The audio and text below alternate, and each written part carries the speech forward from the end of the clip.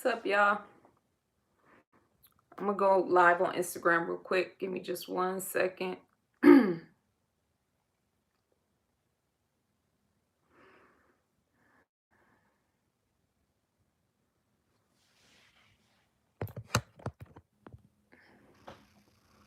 Okay, I'm on my phones, y'all, so y'all have to bear with me. And this light is, hold on, let me see, how can I fix this? What's up, what's up? What's up, Instagram?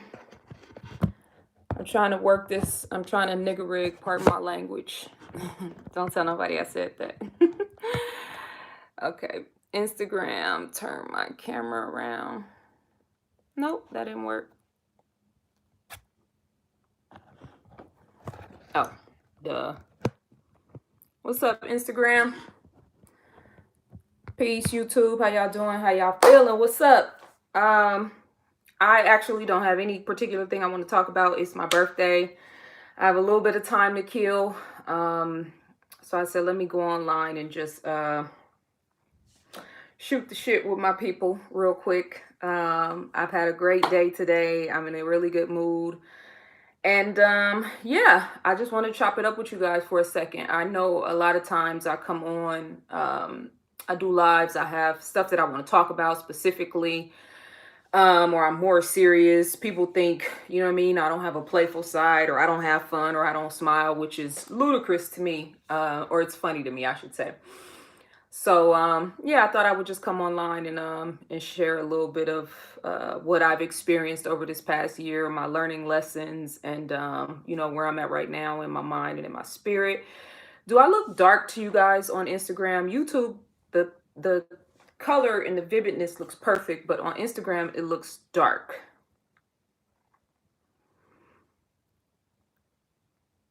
Peace, goddess on deck. How you doing? I actually am pretty funny. And people that know me know I'm very silly. Okay, let's see. What did you do for your birthday? Dark, yes. Okay, yeah, I do look dark on Instagram. I don't know, because I need the light in the room. Let me see if I can turn this around. I bet y'all didn't know my hair was this long, huh? Oh, maybe that's it.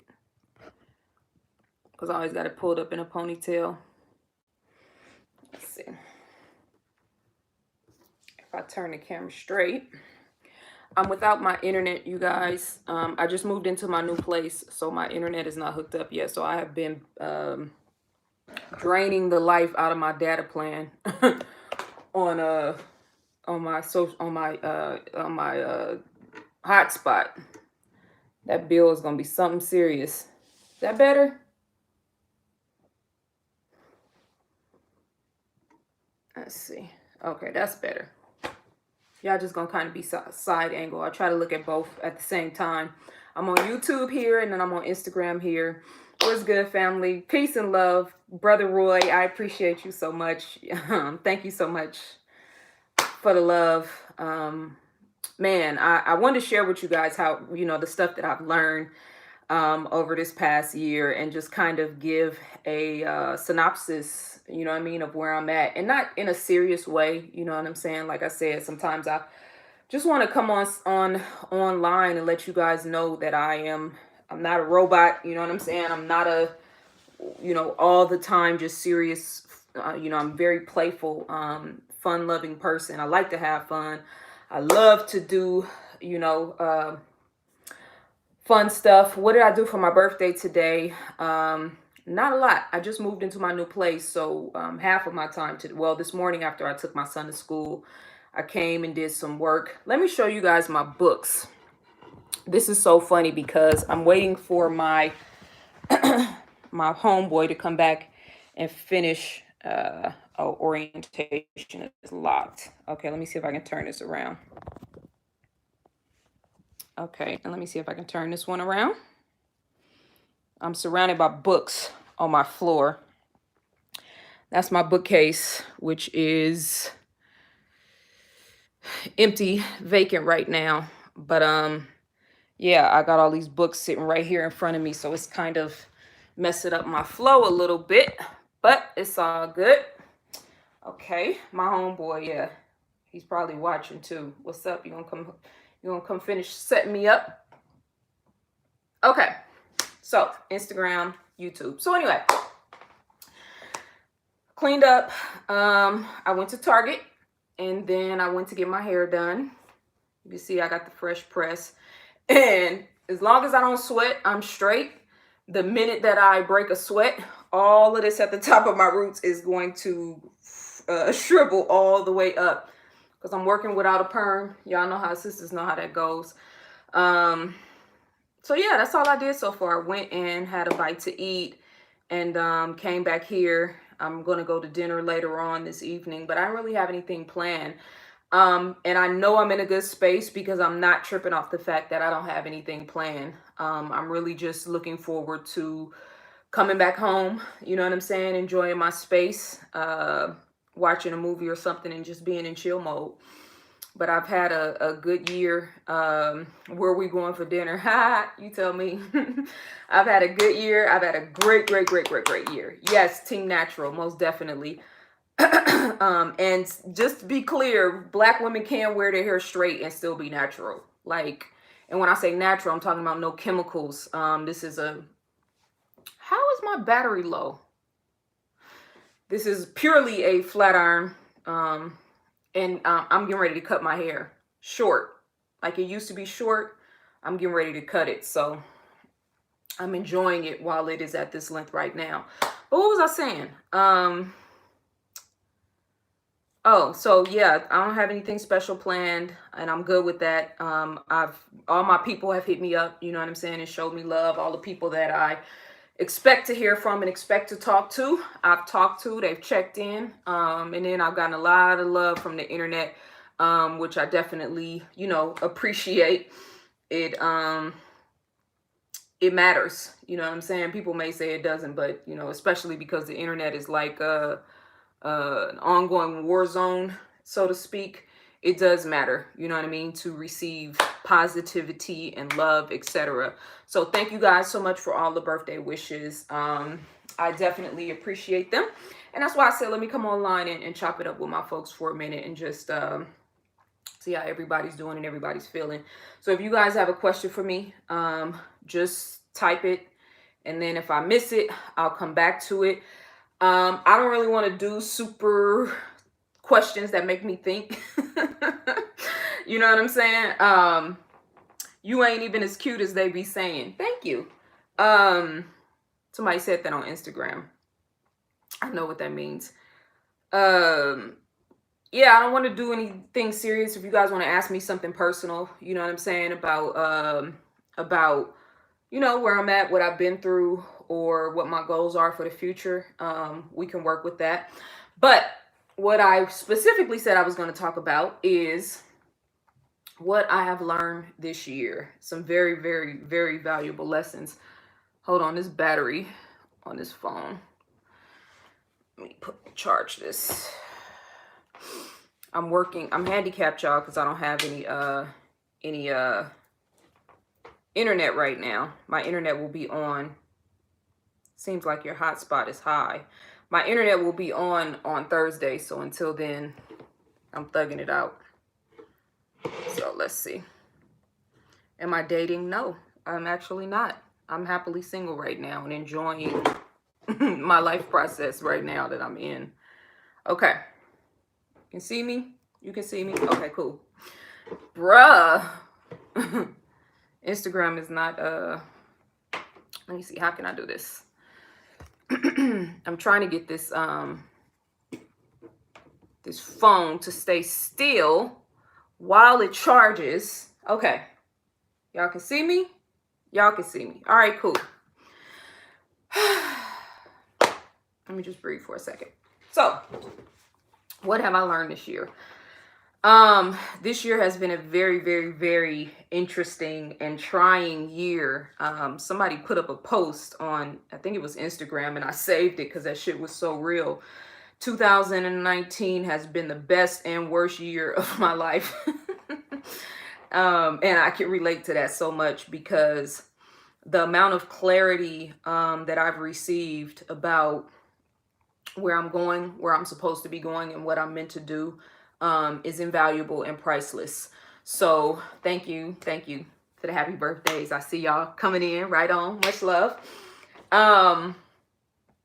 Yeah, the lessons that I've learned, and really, I talk about this all the time. I want y'all to understand something. The stuff that I teach, the stuff that I talk about, the stuff that I write about, it's all based on trial and error. It's all based on things that I have, kind of figured out myself through my life journey, or things that I've helped my clients with, or things that I have, realized from being a human being.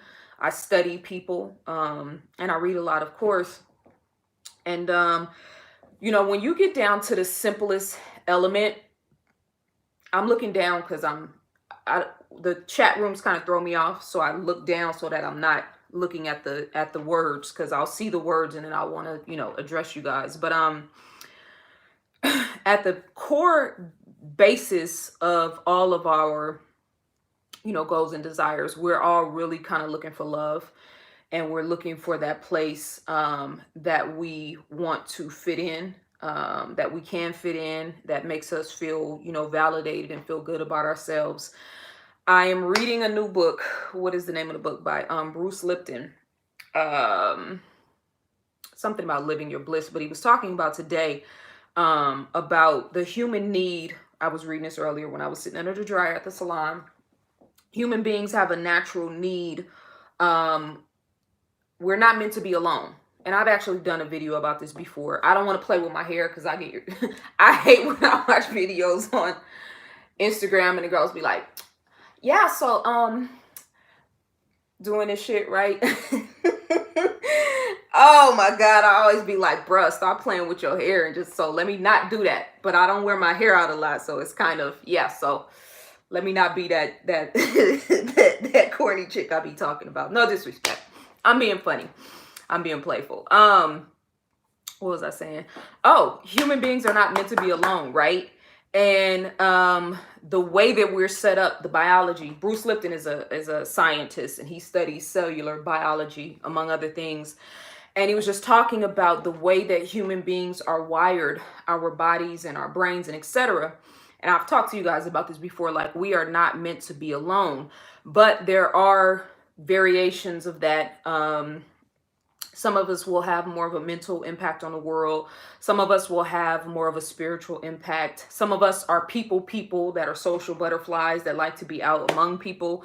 Some of us are, pure loners that really don't like to be around people. A lot of that depends on the biggest thing is your soul's experience that it wants to have when it comes into this physical reality. And then, what happened when your mother was pregnant with you, how she ate, how she was thinking, how she was feeling, what her vibrational acumen, for lack of a better word, I think that's the word I'm looking for, what her, overall vibrational energy was while she was pregnant, the sperm in the man, and what he was doing before he even, got the woman pregnant.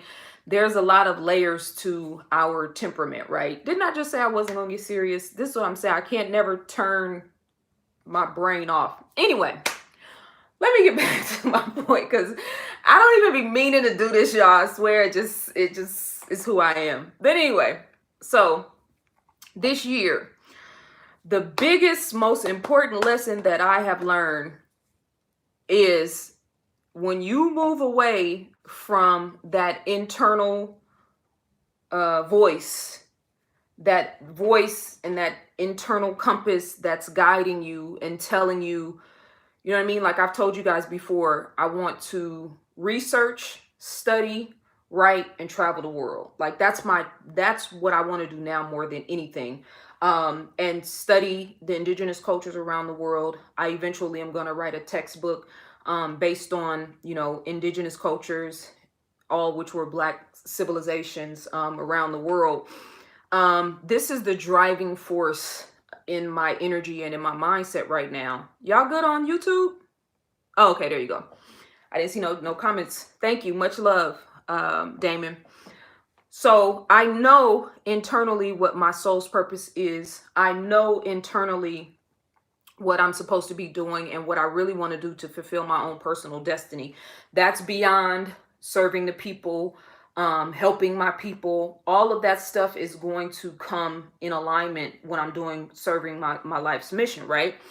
But every time I've tried to veer outside of that, the universe kicks me in my ass. And I kid you not, for the past 5 years, I've been learning the same lesson in different ways, right? So I've told you guys before, the greater your spiritual acumen, that's the right way to say that. The greater your spiritual acumen, the greater your spiritual understanding, the higher responsibility you have, right? So because I have a higher level of responsibility, I have a different set of consequences, right? For my decisions in life, mistakes in life, failures in life. I went left, I was supposed to go right. Okay, well, everybody goes left when they're supposed to go right at some point in their life, right? You know what I'm saying? Like, why is my penalty so jarring? And I've been struggling with that, questioning the universe, knowing that the universal laws don't fail. It's not like the universe is no respecter of persons. You know what I mean? So it's not a particular thing to you or a particular thing to me. It's all about your level of consciousness and your energy. Now, I say that, and I'm going to put a footnote in that, because there's things that have happened to me and for me in my life, miracles that I just absolutely cannot explain, and that I don't think that I was necessarily in alignment during that time. Much love for the super chat, whoever sent that super chat in on YouTube. I missed it, right? I have received miracles in my life that I can't account for. Even most recently, with everything that I've been through in the last year, right? Lost so much money, business suffered in so many in major ways. You know what I'm saying? And really trying to figure out, okay, all this shit to the side, I have to take care of myself and my son. Like, how am I going to do this and right this ship, get this shit back on the right path? When the Bible says, thou prepareth the table before me in the presence of my enemies, man, that shit is real. I'm cussing because I'm being loose, because I'm being free with you guys. I'm not really monitoring myself, or not monitoring, but filtering myself like I normally would. It's funny because I'm at my new house and I'm looking outside. It's such a beautiful thing to see children outside playing. Like, you don't see that a lot anymore. To see children outside, y'all might hear them riding bicycles, laughing, having fun, playing, just enjoying life. Like, it is such a beautiful, beautiful thing to see. Much love, Chris, for the super chat. I appreciate you, and thank you for the birthday love. But what was I saying? Damn. In me looking back and analyzing, some of the things that I've actually been through and recognizing the signs and the symbols that have happened, right? I get off track, and this is relative to all of you guys, right? I'm going to use my examples as the microcosm, and all of your lives are the macrocosm. Me, the little picture, you guys, the bigger picture. This is how you know when you're on the right track. And I did a video about this recently, but life gets easier when you are in the flow with your destiny. You understand what I'm saying? Life is not supposed to be an uphill battle. It's not supposed to be scratch and crawl and grind and, you know what I'm saying, grit and trust me, I've worked hard.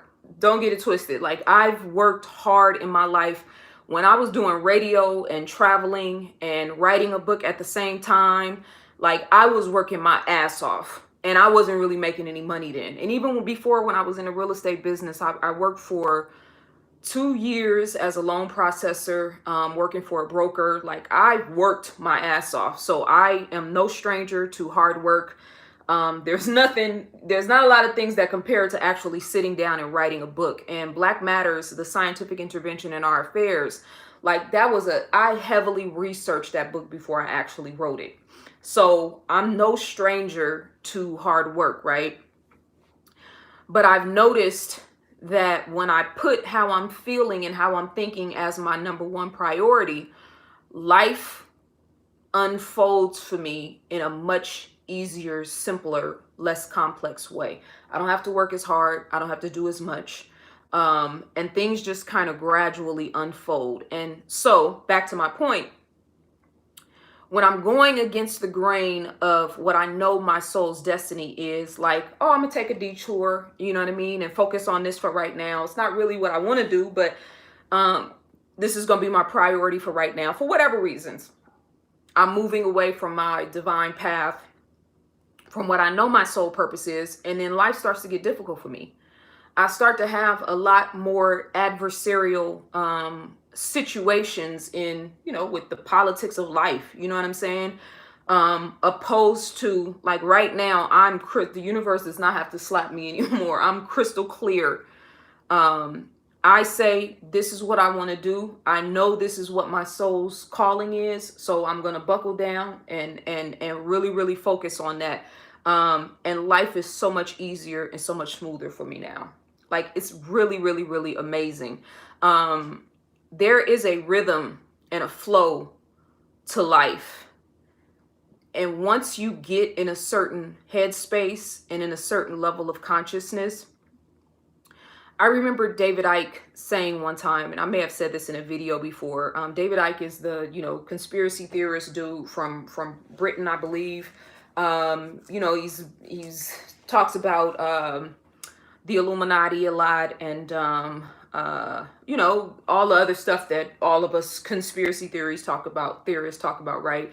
Chemtrails, genetically modified food, the deep state, the 13 houses, the elites, all of that stuff. He said that he had went through this experience when he was revealing something about the monarchy there in Britain. And I guess he said something that was really controversial. And he said that everywhere he went, much love, Brittany, thank you.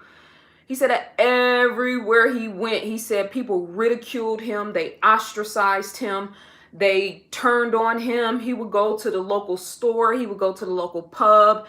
Everywhere he went, he met nonstop hatred and anger and vitriol.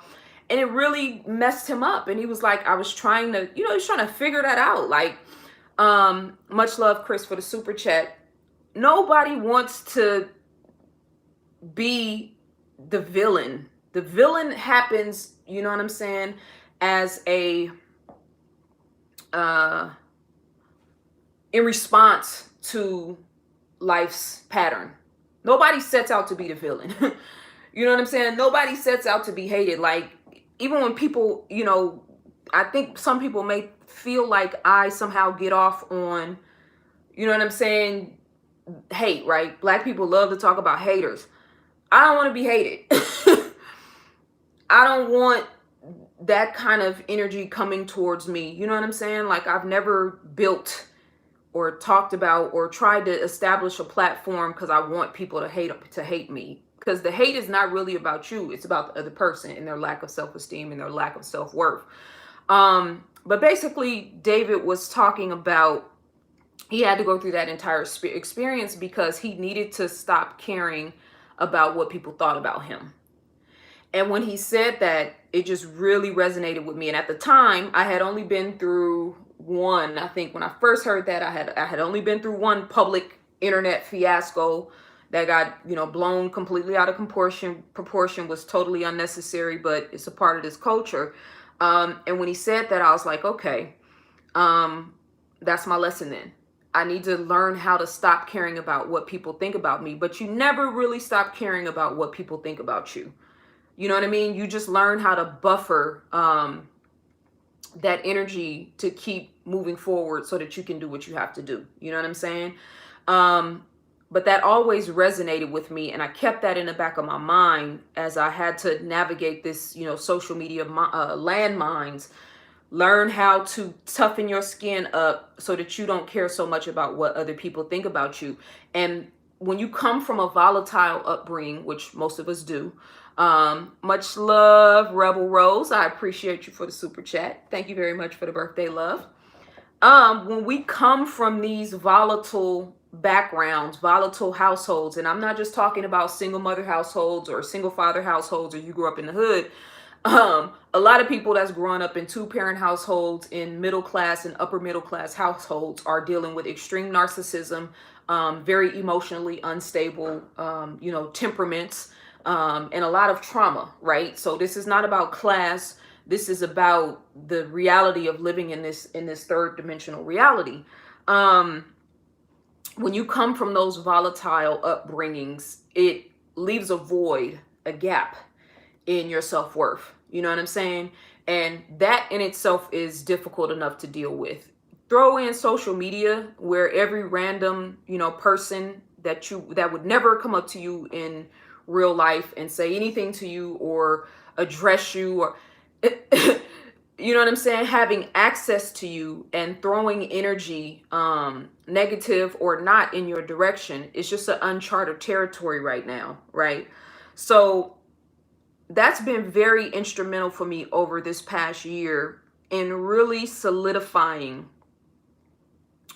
my self-worth and not caring about what people think about me. And I say that tongue in cheek because, like I said before, all of us care about what other people think. I don't care what you know what I mean, how hard you try to deny it. We want our family to be proud of us. We want the people in our communities to recognize us. It is a natural human inclination to seek validation. That's not a weak thing. That's not a woman thing. That's not an emotional thing. Literally, the cells in our body, in all of the aspects of our anatomy, the whole purpose is to conjoin with another cell. All of the organisms in our bodies, and us as organisms, our whole purpose is to conjoin with other cells, to conjoin with other organisms. And as human beings, to connect with other and relate to other human beings. One of the biggest things that people tell me in writing me, and in my, consultations and working with people, is how alone they feel. You know what I'm saying? That's a real thing. And it's so funny because the internet is supposedly connecting us on a certain level of consciousness, and it is connecting us. But it's also making people feel more lonely than they've ever been before, right? Hold on, I have somebody in the chat room on YouTube that I need to delete.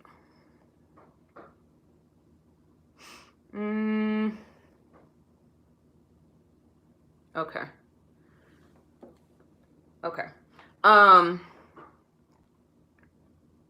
Connecting us in ways that we've never been connected, but also making people feel extremely volatile and alone, right?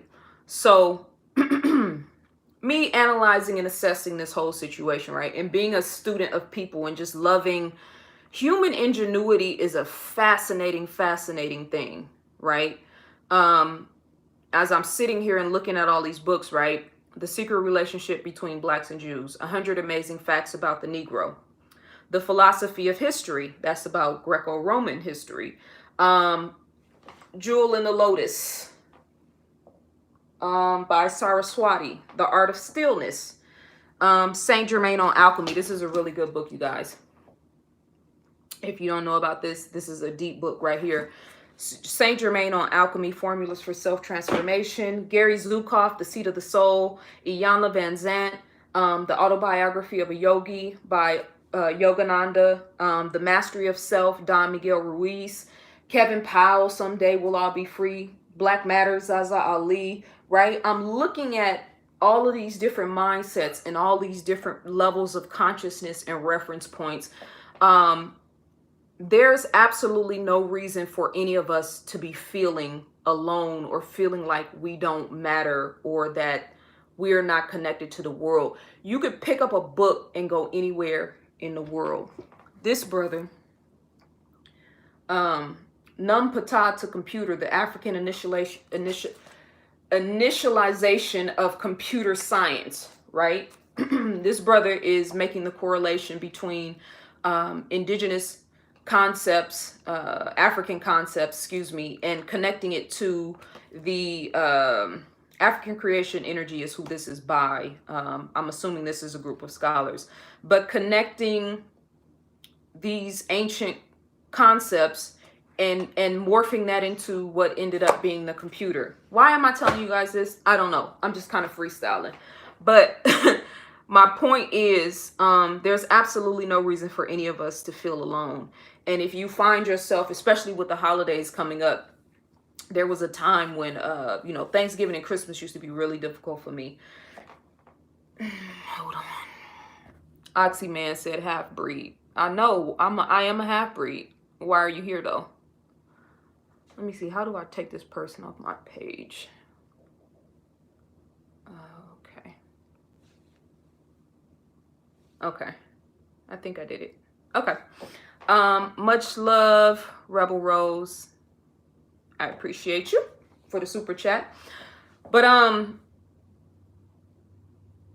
you know, you can read a book and go anywhere in the world. One thing that I recommend to my clients, you know, especially when you feel low, first of all, whatever your interest is, I have a client who's a chef, and I tell her, you know what I'm saying, if she's going through a gray spot, which is what I call that space when you are not really moving forward, you're just kind of standing still, watch videos on cooking that make you feel inspired and invigorated about cooking. So I watch videos on nature. I watch content on nature. I watch content on quantum physics and universal laws and things that I'm interested in. So because we have the benefit of the internet, immerse yourself in whatever your particular love is. You see what I do? I came online to just to chop it up with you guys, and I end up going into this ZaZa thing. I really can't help it. I can't help it. It's who I am. I don't know. Let me know if you guys have any questions for me. But back to my original point, my lessons for this year. Number one, never, ever, ever put anyone or anything above yourself and your well-being. Nobody. Not your children, not your family. And I don't, you know, I'm not saying that like that's personal to me as far as family. I haven't had any situations particular with my family, but I have been in spaces where that's been a trying thing for me as a mother, and even sometimes dealing with, you know, situations with my family. You have to be your number one priority. And I've made decisions over the past years, and then even in trying to right those wrongs, made extra decisions that were still not in alignment with where I wanted to go, because I wasn't really standing back and looking at the whole picture, right? So you have to be your number one priority first and foremost. My lesson for this year. Stop moving away from your soul and the higher calling on your life. Don't worry about how it's going to come to be. Don't worry about the who, what, when, where, why, or how. Just follow true to your destiny, and the universe will fill in the gaps. That's what faith is about. You know what I'm saying?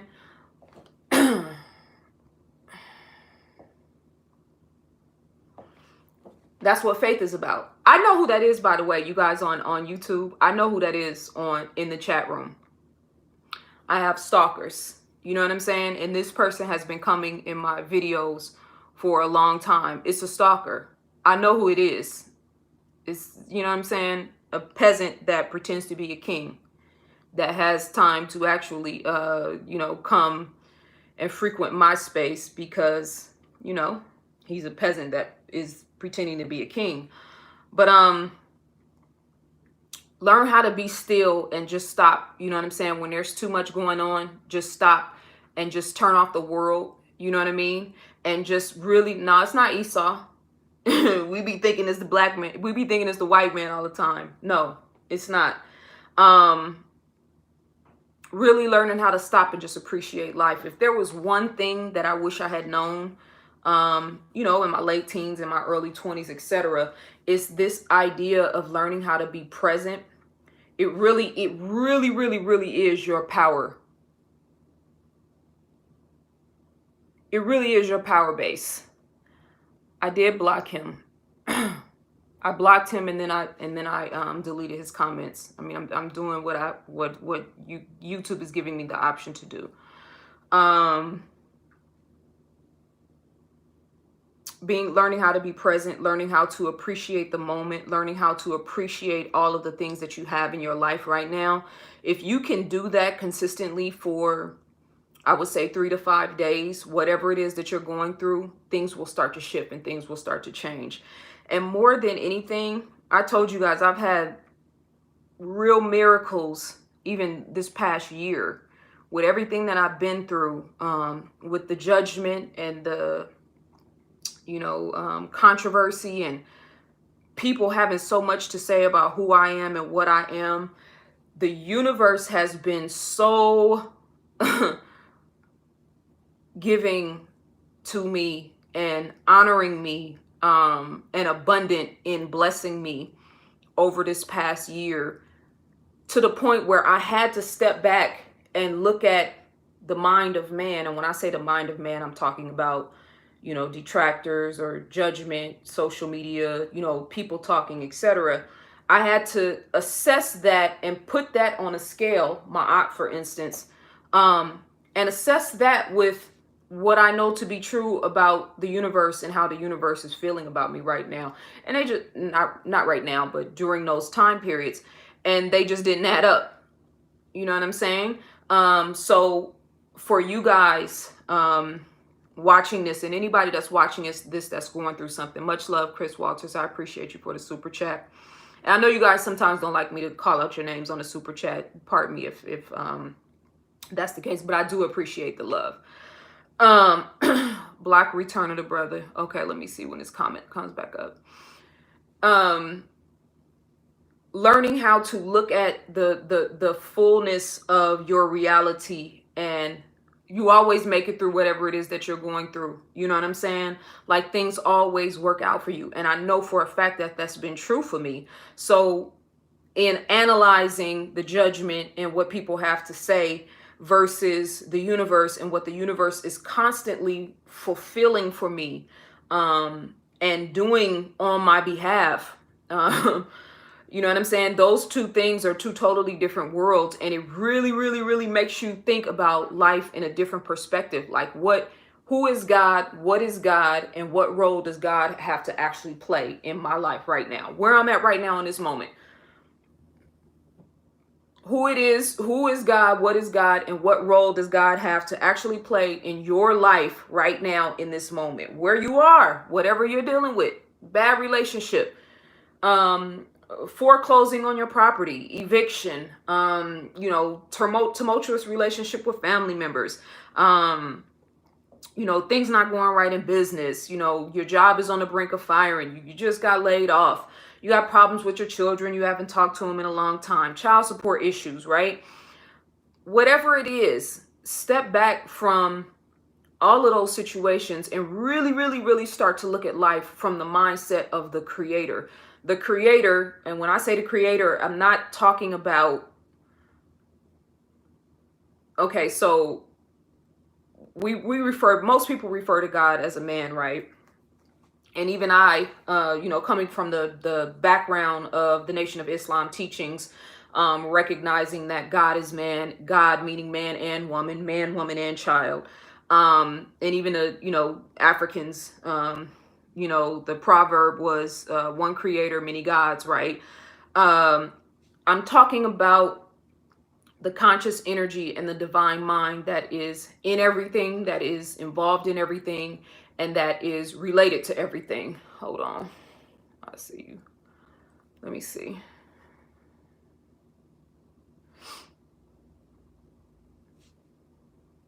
Okay. Much love. Peace to you.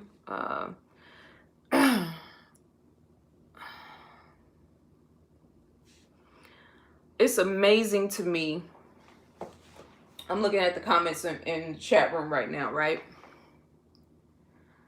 ZaZa, you will do great service as a psychologist for traders and investors with your insight indeed. I think I could do that. It's amazing to me how people on the internet watch you that don't like you. Oh, Chris, you showing out now. Thank you. I appreciate you. Hold on, let me fix this. How people tune into content that they don't like, right? That shit is funny to me. How you could actually frequent somebody's page and follow people and stalk them that you don't like. Hating is confused admiration. Let me know what if you guys have any questions, because I think I pretty much summarized what I wanted to say. Put yourself first. Follow your heart. Get in tune with, find ways of getting in tune with the things that make you feel inspired and invigorated about life. And when you find those things, which I found those things about 3 years ago and managed to still veer off track during that process of, learning and growing and trying to figure it out like we all are. And as I got off track, you know what I mean? I would go left, and as I got back on track, things got easier. Much love for the super chat, SSM. I appreciate you.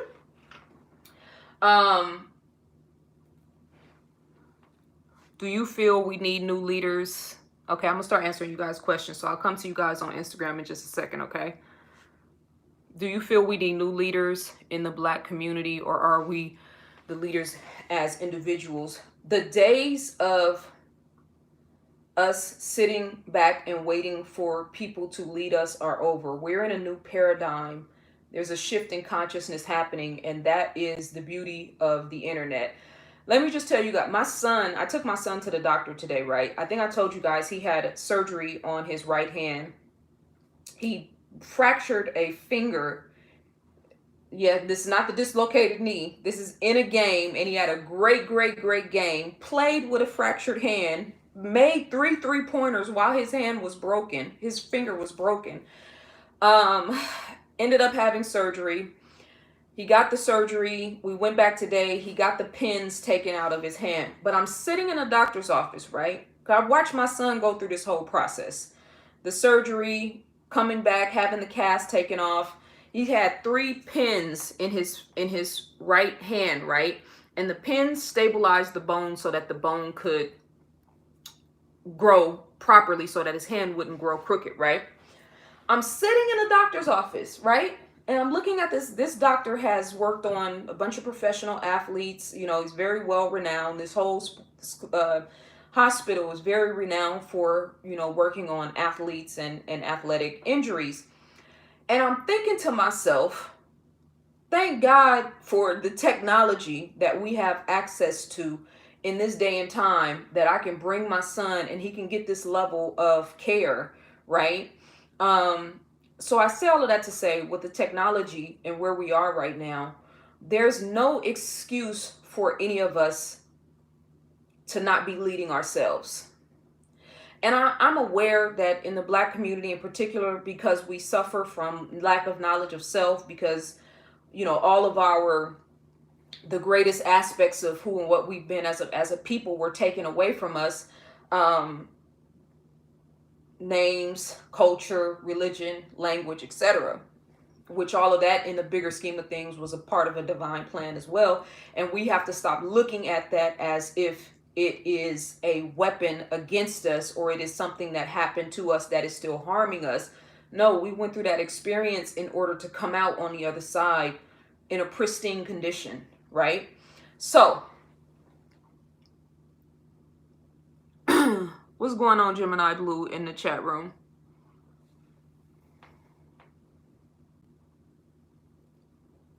Block Goddess on deck. It's a troll. No, it's not. Goddess on deck always watches my videos. Hold on. Oh my God. Which people or person did you scam to get the new place? I bet it ain't even in your name. Okay, I read your comment. You got your 2 minutes of fame. And now you're out of here, chump.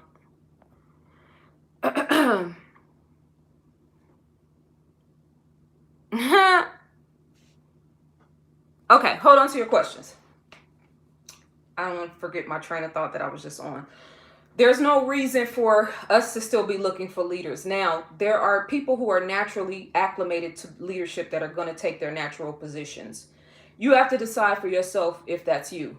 You know what I mean? And all of us should be leading ourselves in our individual lives, and figuring out our path in order to come together as a whole. That's my answer to that. So I'm not looking or waiting for a leader. I have leaders that I respect, people that I look to and listen to and learn from. And I lead myself, and I focus on leading myself. You know what I'm saying? And if that makes me a leader, then I accept that. I embrace that. Thank you, T. Much love. When are you going to get a man, sis? When I make that a priority. That's not a priority for me right now. I don't even, what does that question mean? When are you going to get a man? That question implies that I'm missing something right now. Correct me if I'm wrong. I think it was Yaya or Yara, Israel. Correct me if I'm wrong.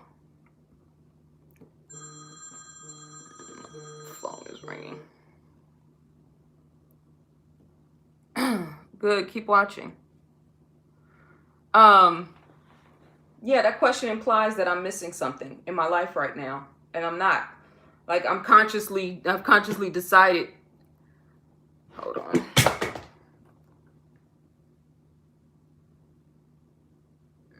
What's up, Still Standing? How you doing, brother?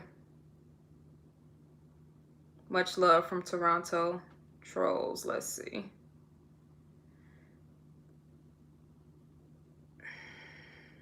I'm looking at you guys on Instagram. Thank you for the birthday love. Do you plan to travel during this next chapter to get closer to nature? Absolutely. That's my #1 priority. That's a fact. G Chidden. I think I'm saying that right. Okay. Instagram looks a lot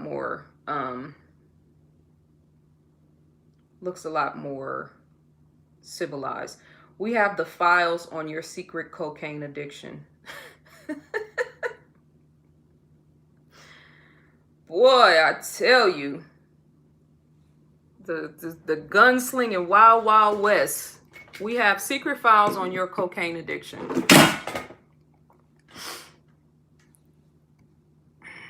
Hold on, Instagram.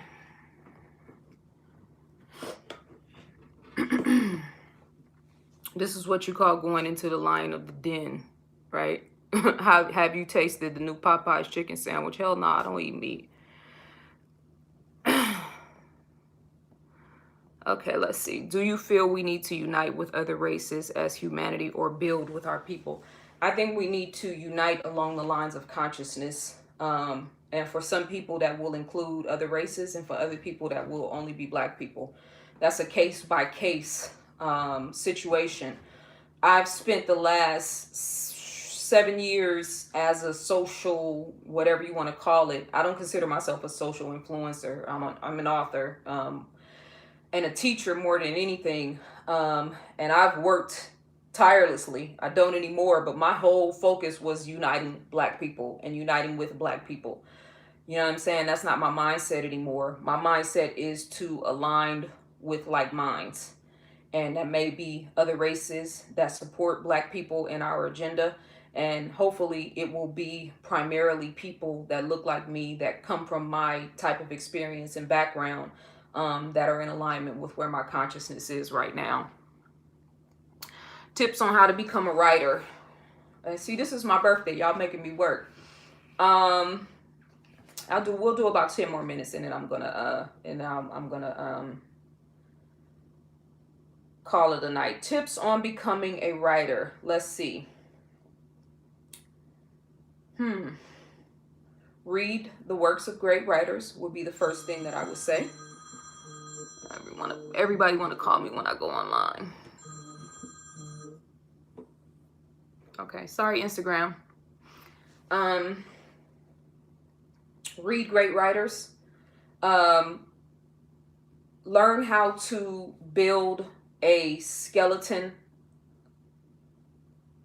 what a skeleton of the message you want to convey. Let's say if you want to talk about um, uh, you want to write a book about growing plants. You know what I mean? Write a skeleton of what the chapters are going to be like, what your primary focus is in the book. You always want to have references and source information. What I do in my writing is I always reference and quote other scholars, and then I can expound from their writing, right? So study people who are already writing about the things that you're interested in and you want to write about. Build from what they've already studied and written about. Do your research, and start out writing blogs. You know what I mean? And send them to people that you know and get their feedback. Don't be afraid of criticism, right? And tighten up, things that you need to tighten up on. And then maybe take a class, a creative writing class or something in order to help you through that process.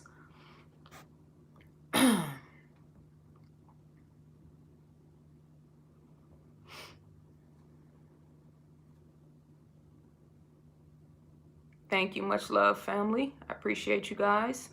Okay, let me see if there's any questions on Instagram.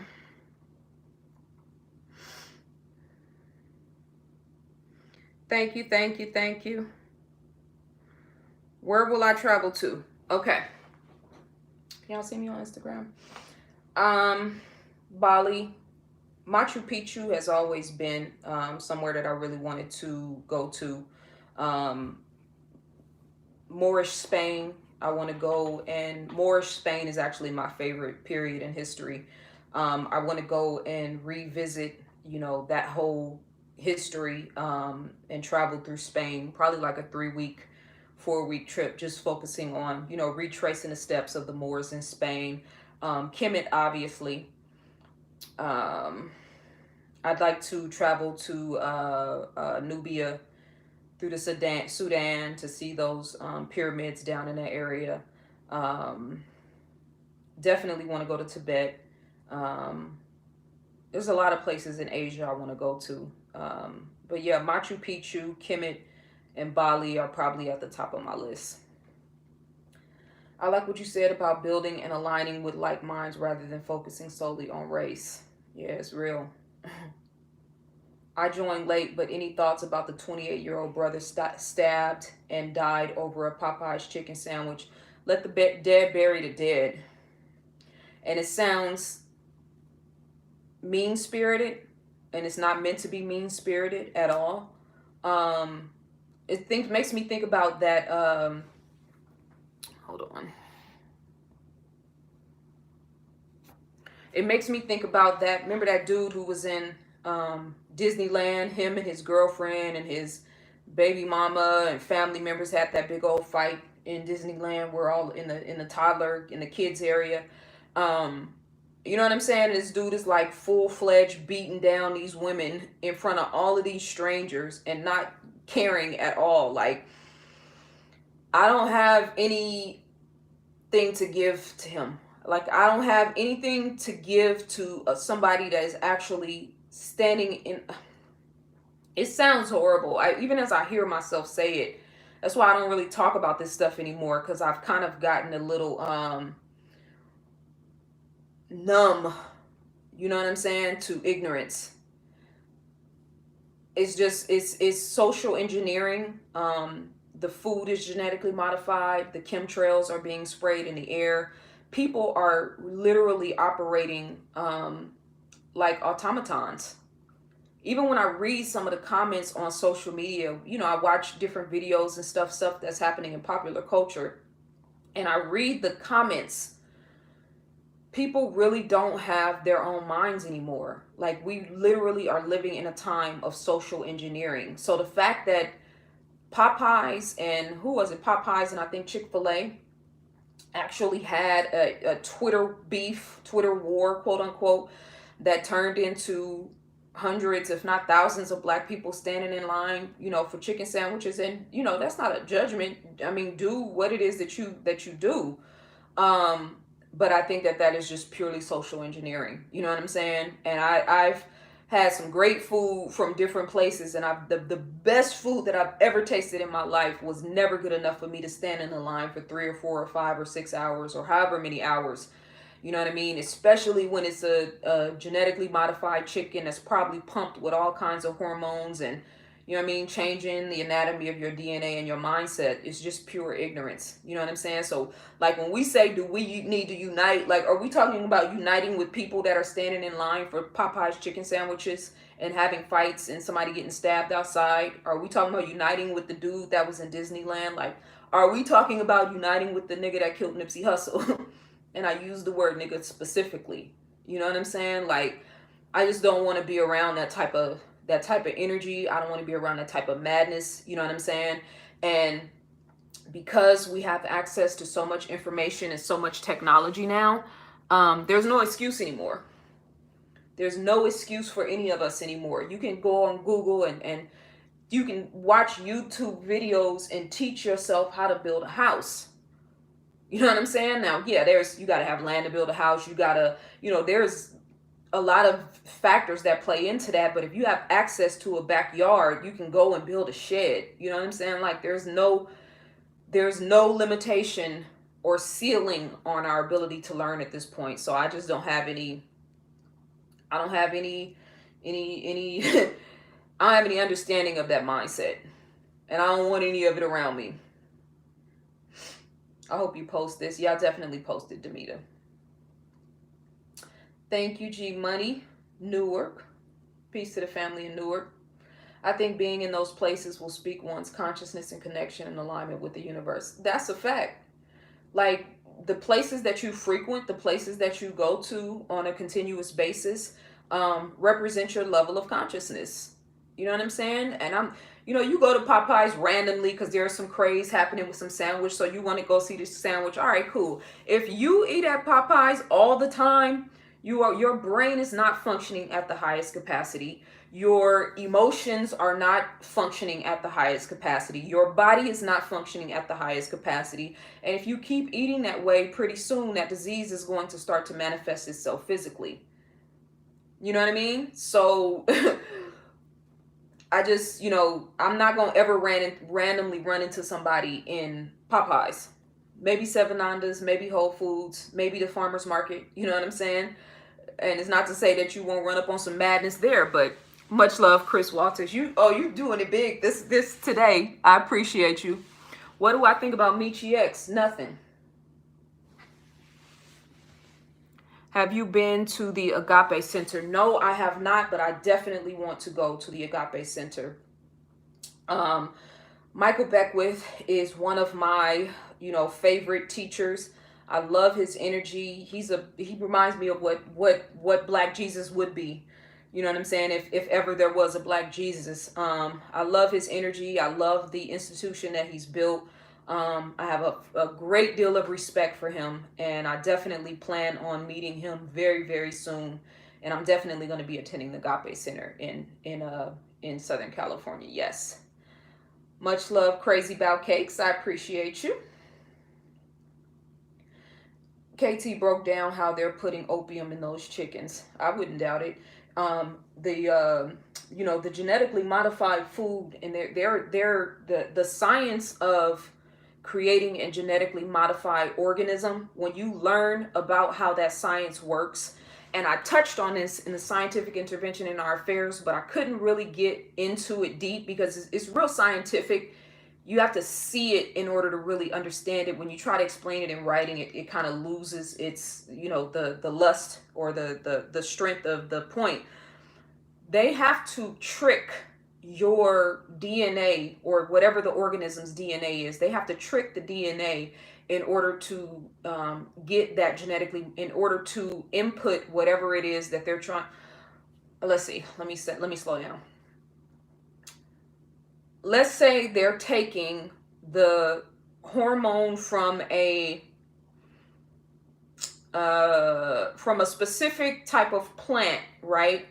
That grows, that has no limitation on growth, or that grows through certain types of weather with no limitation, right?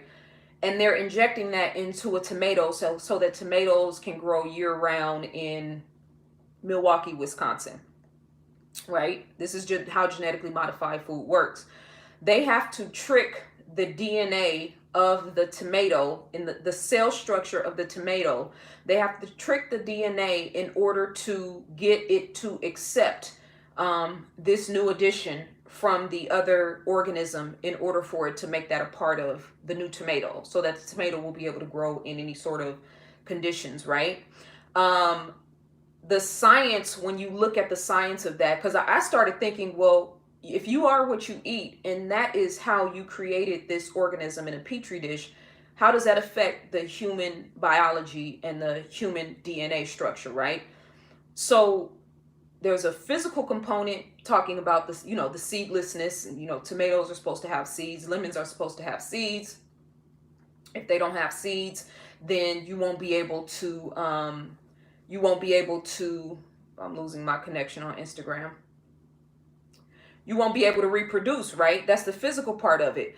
But what is there to say about people eating food, all of us eating food, because we're all subject to it, that doesn't have a birthright, that didn't come from, you know what I'm saying, a tree that came from the earth, or a chicken that was born through the natural process of, mother chicken, father chicken, baby chicken, hatch, etc. You know what I mean? Like, what is the social implications and the mental and the emotional implications of being subject to that kind of food? That's the social engineering, right? There's a lot more to that, but I don't want to get too deep. All GMOs aren't bad. Okay. Why the black woman don't follow the black man anymore? I don't understand the question.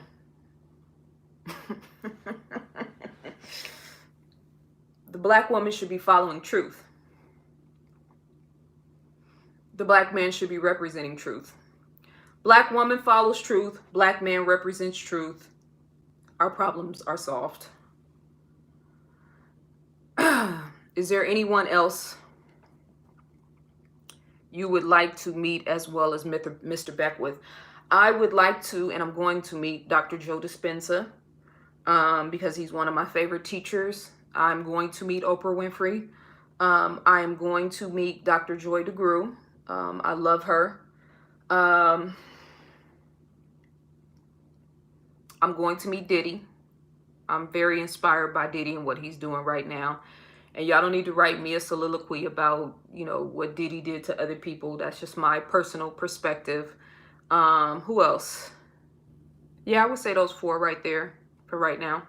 Diddy, Oprah, Dr. Joe Dispenza, Greg Braden, and Michael Beckwith. All men need a woman like ZaZa. What's my favorite Nas track? Oh, that's hard. I can tell you some of my favorites. I'm reconnecting on Instagram. I don't know what's up, but I'm going to sit that down. I'm operating with no Wi-Fi, so maybe my signal's weak. Ghetto Prisoners.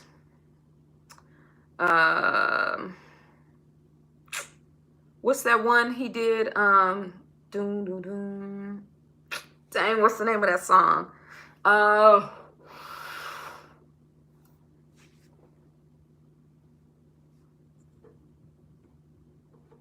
right, Instagram, y'all got cut off. Sorry. Let me think. Ghetto Prisoners. Ether, obviously. One Mic. What's the song with him and the brother where he was, this is just a moment, and I promised to run a Quan gonna rep this life to the fullest. What's the name of that song? Where the brother was talking about the people in Iraq. Quan, yes. What's the name of that song? Just a Moment. Just a Moment is one of my favorite songs. What else? They asked me on Instagram, you guys, I know you guys got cut off. They asked me what's my favorite Nas songs. So that's some of them. I'm sure if I could, there's too many. It's too many. We Will Survive, Ghetto Prisoners, One Mic, Just a Moment. Oh, Warrior Song. What else? That's some of them. Black Zombie. Yeah, that's the jam right there. Much love. I appreciate you, the messenger. Patience with, yeah, that whole Damian one with Damian Marley was definitely a classic. Oh my God, you have always loved Nas. Yep, that's my homegirl Keisha. What's up, sis? Happy birthday. Thank you. Hey, Letitia. My video is always sideways because I'm always charging. Just turn me sideways. Do you know Post Malone? I've never really listened to Post Malone. I might know one or two of his songs, but I don't really know a lot about Post Malone. Nas is whack and overrated. Okay. Your opinion has been duly noted. Yeah, I know who you are. I see you. I know your writing. How you thought about writing a book? I would love to read it. Not exactly a autobiography, but maybe a Hallmark Moments. Have I thought about?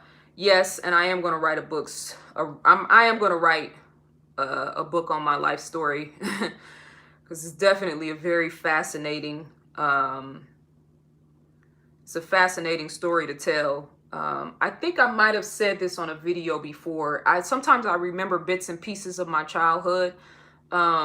Growing up in Oakland during the crack era was a real, you know what I'm saying? That was a real situation. And most of us had family members, you know, you go from aunties and uncles and brothers and sisters and people that you grew up with your whole life, you know what I mean? That are a part of your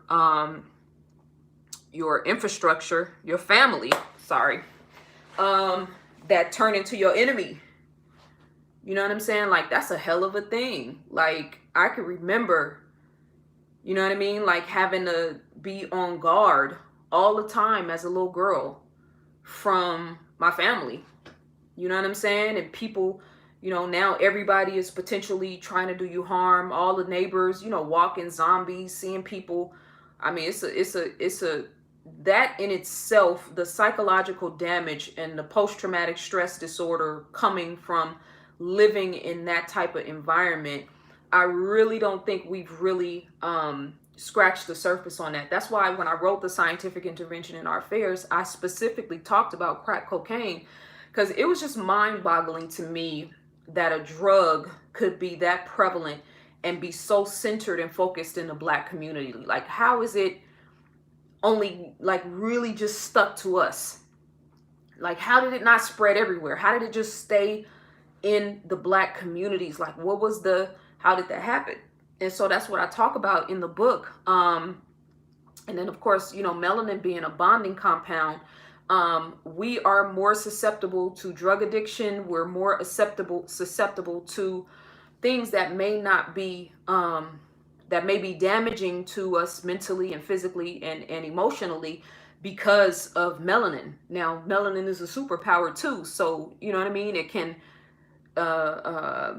work both ways. You know what I'm saying? But like I keep saying, when the Kabbalion, when it talks about, you know, the closer you are to the center, the freer you are, and the further you get away from the center, the more imprisoned you are. Well, Black people are the closest to the center because we were the first. You know what I'm saying? So because we are closest to the center, the original, that means that the further we get away from the center, the more stressed out, the more detrimental, the more dysfunctional, the more chaotic. This is what explains the shit that's happening in places like Popeye's Chicken. You're so far away from your center that you choose slavery. That's a hell of a thing. You choose to be a slave. I'm not even talking about like growing up in poverty and, you know what I'm saying, us having to navigate the things that we have to navigate, racism, white supremacy. No, that is purely the behavior of a savage mindset that is choosing. You stab somebody in a Popeye's chicken. Like, I don't even have the language to express or to speak for that type of mindset. That's why I say let the dead bury the dead. Not to say that those lives don't matter, you know what I'm saying? Because they do. But there is a weeding out that's happening right now, like in front of our eyes. I've talked about like all these different levels of consciousness being compartmentalized and kind of, you know, these people are going here, these people are going here, these people are going here, these people are going here, these people are going here. Some people are just staying stuck. So some people are going to experience and are experiencing heaven on earth right now. And some people are going to experience and are experiencing hell on earth right now.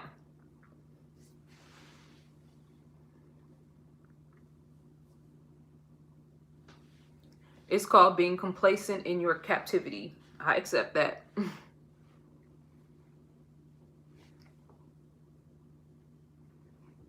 Oh, the chat room and Instagram is jumping.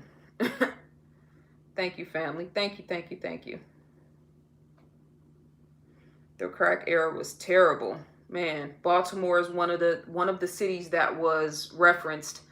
You guys may have seen the movie that was about the life of Gary Webb, the guy who wrote the articles from the San Jose Mercury News. They say he killed himself, but he didn't kill himself. We know they killed him. But in his book, he talked about the specific cities that were targeted, and Baltimore was one of the cities. Oakland was one of the cities. Detroit, you know, all of the cities that used to be burgeoning black meccas, that you look at them now and they're nothing like what they represented at one time. That was the agenda. Much love, Montreal. I appreciate you. Yeah, Keisha, you know, we grew up in, my homegirl Keisha is in the chat room. We grew up in the same era. You know what I mean? We saw the change in our city and what it was and what it, you know what I mean? What it came out to be. You so far from your center, you can choose slavery. Yeah, man, that's real. There is a universal cleansing and clearing. That's real. Much love, Meek Meek. We have come to grips with this. Some of us are going to be casualties of war. A lot of us have been casualties in war. Somebody says, speak on mind control. I mean, that's what the situation with the Popeye's chicken thing is. You think about it, this, you know, this hashtag. And if you look at the language that they use to start the whole thing off, the whole Ebonics thing, this is how they're appealing to black people by using broken language and Ebonics dialect. And, you know, we talk how we talk. You know what I'm saying? So, you know, I you have a long enough conversation with me, some hood is going to come out. Trust me. But they're using language in this hashtag, Popeye's chicken hashtag, you know, Chick-fil-A, I believe that was who it was with. When I was looking at, because I was reading an article about it, that whole thing that started it, they used very broken Ebonics type language, which means that they were specifically trying to appeal to black people, which means there was probably somebody black behind the screen actually doing the typing, right? And how that set off an agenda that is now leading to somebody getting stabbed in the parking lot and fights and stuff being broken out. In a way, this is about chicken, but in a way, this is so much deeper than chicken and the whole sandwich thing. I can recall one time I was coming out of a store in Oakland off of 90th Avenue. It was a liquor store, and it was a lot of activity going on. You know, in the 90s, Oakland was popping heavy, so it was a lot of activity going on. And I saw a couple of dudes I know. We talked for a minute, and then I left. About 20 minutes later, somebody called me and told me that somebody I knew had gotten shot there. And this was when E was real big. Ecstasy was real big, right? And when we found out what happened, basically somebody stepped on dude's shoe, the guy who shot the guy that I knew. Somebody stepped on his tennis shoe and he killed him right then and there because he felt like that was a sign of disrespect. Like, that type of stuff happens in the hood all the time. This is why when Nipsey Hussle, when that whole thing popped off, I was like, hold on, don't jump to conclusions about the conspiracy theory. Like, you don't try to prove a conspiracy theory. You get evidence of a conspiracy theory and then you go and research to see if it's true or not. You don't just set out from the outset as the conspiracy theory has to be the thing. Truth always has to be our goal. And a lot of people are so interested in getting clicks and getting likes and starting a conversation and wanting to be the first ones to say it.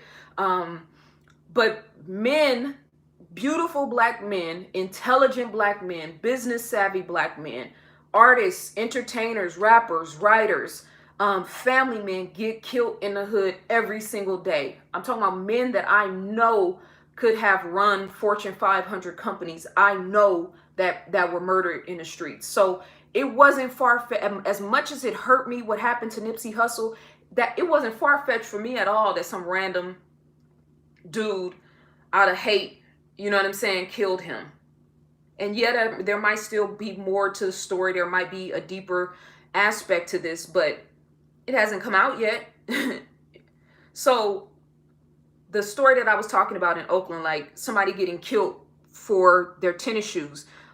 The situation at Popeyes is just a spinoff, so to speak, of ignorant behavior that has been happening in our culture and in our community for a long time. You got single mothers out here that's barely making ends meet. You know what I'm saying? Going and buying red bottom shoes. You know what I'm saying? Like, we do stuff like this that is a defense mechanism to help us to try to avoid the real pain that we're in and the real struggle and the real suffering that we're experiencing. That's what it really is on a deeper level. Much love, Chris. I appreciate you so much.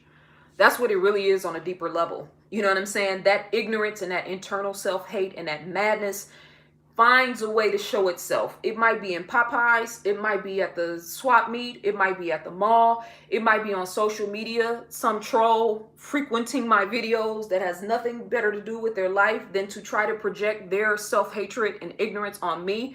It finds a way to play itself out. And Popeyes is just one of those ways that ignorance is finding a way to play itself out.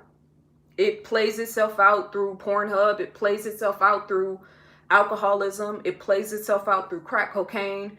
You know what I'm saying? What's happening on the inside of human beings is always going to find a way to outpicture itself. That's what we're seeing in what we're watching with this situation in Popeye's chicken. Sheep easily led astray. Now they don't even have to, you know, it used to be a well-organized will that had to be, you know, like genetically modified food is a very well-organized, very planned, very specific, very scientific, very it costs a lot of money to put on that type of, you know what I'm saying? Like, that is a very systematic, sustained entity that costs a lot of money to run, costs a lot of money to keep secret. It's a well-organized will. The psychological war now don't really cost any money. It's hashtags now. You know what I'm saying? It's Twitter wars and, you know what I'm saying? Like, the stuff I hear people like saying and the people I hear promoting, it's like, okay, divergence in consciousness. That's your team. Okay, so you're not really riding with truth. That's just your dude right there. So anything he says and does goes. So even if he does some stupid shit, you still gonna ride with him because that's your team. Okay. That's the game we're playing right now, and that's what we're watching unfold.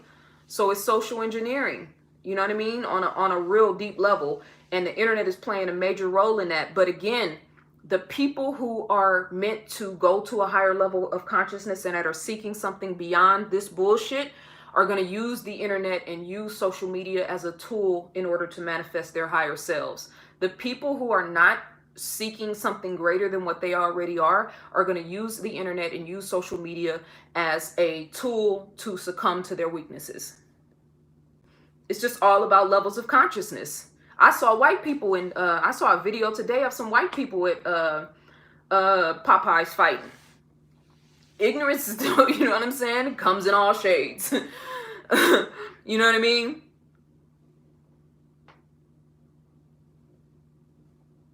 Am I a half-breed? Are you? I'm a god. I hope I answered your question. Well, God having a human experience.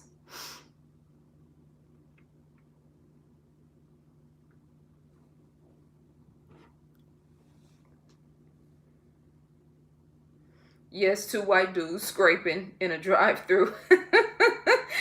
Yeah, that was crazy. This society we live in encourages primal appetite, and the stress we feel is unnatural. That's a fact. And we're so out of touch with nature, you know what I'm saying, and the planet. And it's really white people and white people specifically, but this society that we live in now, and capitalism is at war with nature. So if this world, and I'm not making this particular to white people because I know there are people that look like us that are playing this game, right? But the system of racism, white supremacy has been founded and championed by white people. So we got to give them their credit. If the war is against nature and the war is against the higher self, then the answer to the problems is in nature, which will lead us to our higher selves. That was deep. That was just a bar. Quote me on that. Somebody hashtag that shit. Make that a meme because I'm going to forget it. If the war is against nature, let me try to find it again. If the war is against nature and the war is against the higher self, then the answer or the solution is found in nature, which will lead us to our higher selves. That's what chemtrails is about. That's what dimming the sun is about. Blocking the sun is about. That's what putting all the metal particulates in the air is about. You know what I'm saying? My Cash App is $ZaZa Ali, capital Z A, capital Z A, capital A L I think. Yeah. $ big Z, little a, big Z, little a, big A, little I. Do I have a degree in psychology? No. I study psychology, but I don't.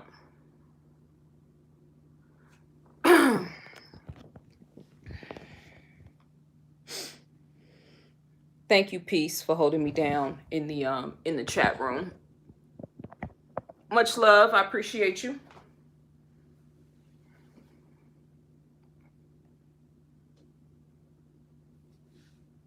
This society we live in encourages primal appetite, and the stress we feel is unnatural. Oh, I read that already. That stress, man, stress will kill you. Oh, this is another thing I wanted to say. The dark night of the soul, right? There's this concept that was developed in indigenous cultures. I think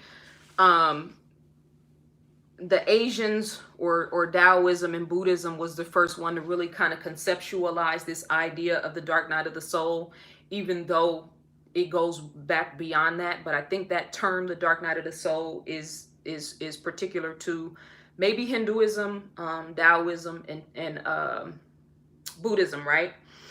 But it's this time you go through in your life where all of your worst fears, when it's time for you to graduate to the next level of yourself, whatever your deepest fear is, comes into fruition in your life. And it's like this mass movement of energy that you don't really understand, that is infringed upon you. And sometimes, I'm gonna bring Instagram closer so you guys can see me better. Sometimes it happens because of a death in the family. Sometimes it happens because of divorce, or, a child may pass away. Something traumatic happens in your experience that brings about this concept of the dark night of the soul, right? And all your worst fears manifest in your life, or your worst fear manifest in your life. My worst fear as a child, because of my upbringing and just, my soul trajectory, was always that I was going to die alone. I can remember as a child thinking and having thoughts, when I die, I'm going to be alone. And I don't even know where that shit came from. Like, I can't pinpoint something that happened to me that makes it make sense, but I just remember that's always been like a dark passenger, so to speak, that I have been struggling with. Well, over this past year in my sojourn through my dark night of the soul, I've never felt more alone in my life. And it's not to say that I didn't have people that cared about me, that reached out to check on me, but like on a real deep soul level, I was really alone. You know what I'm saying?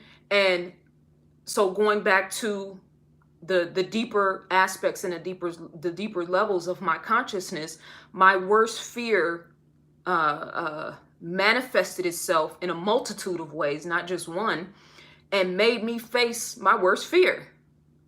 Can you do this shit alone? You know what I'm saying? Not just life in general, but like whatever comes your way. Listen, when you are sitting in the quietness and the solitude with your soul, sometimes you might be in a bathroom on the floor crying.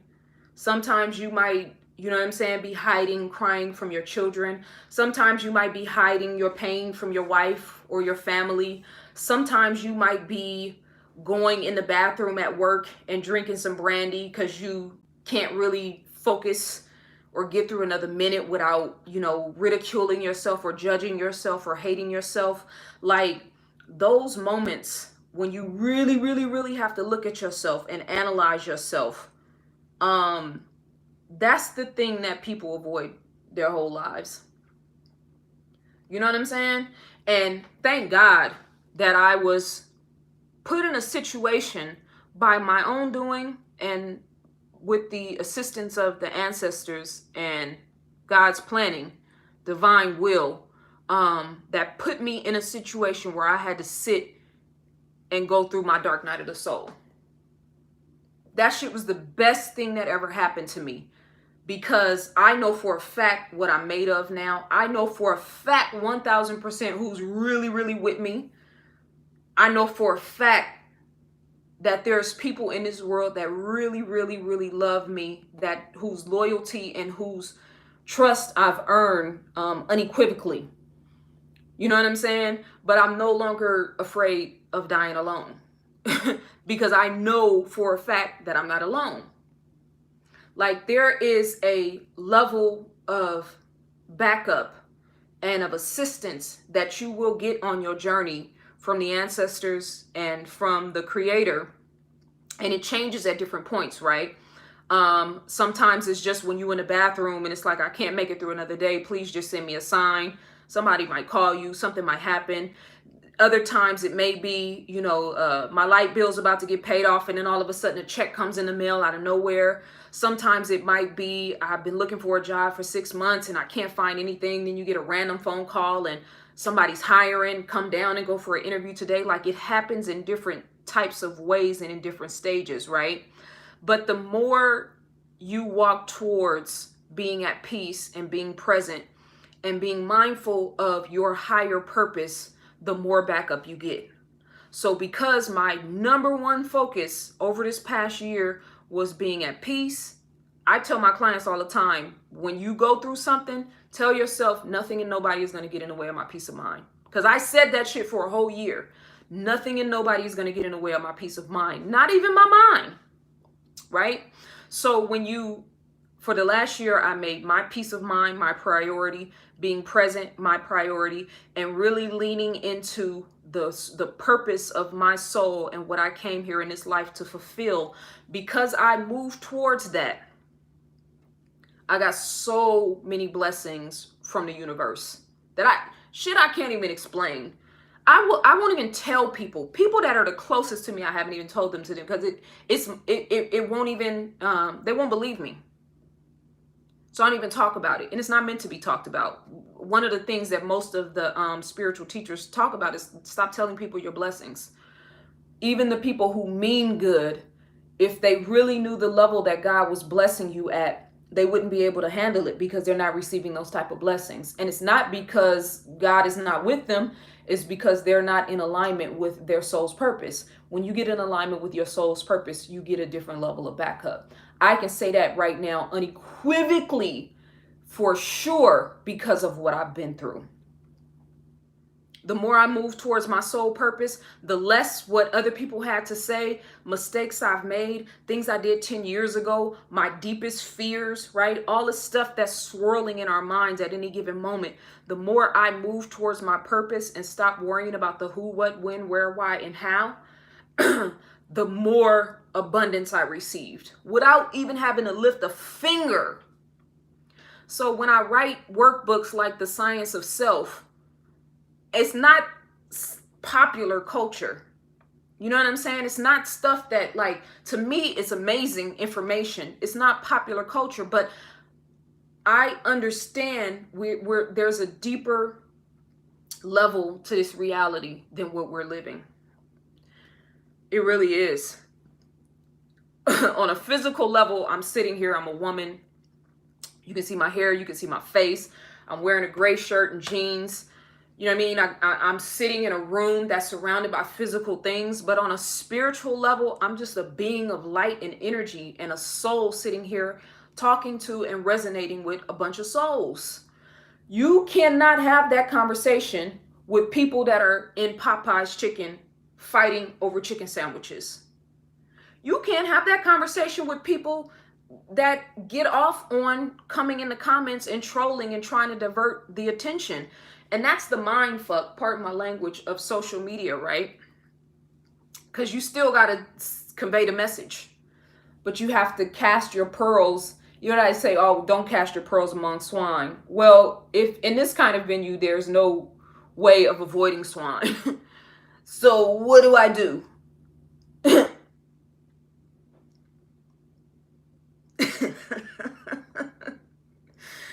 It's your birthday, yet you're sending people messages they need to hear. My ancestors working through you, sis. God bless. You know what's funny, Sweet Pea?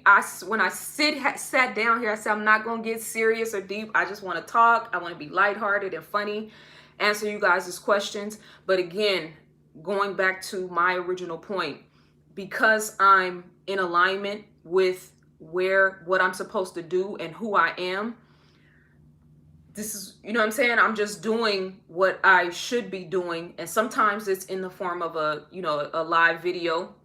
Most of the time it's in the form of me sitting and writing or just being conscious of my thought process and my energy and my mindset, right?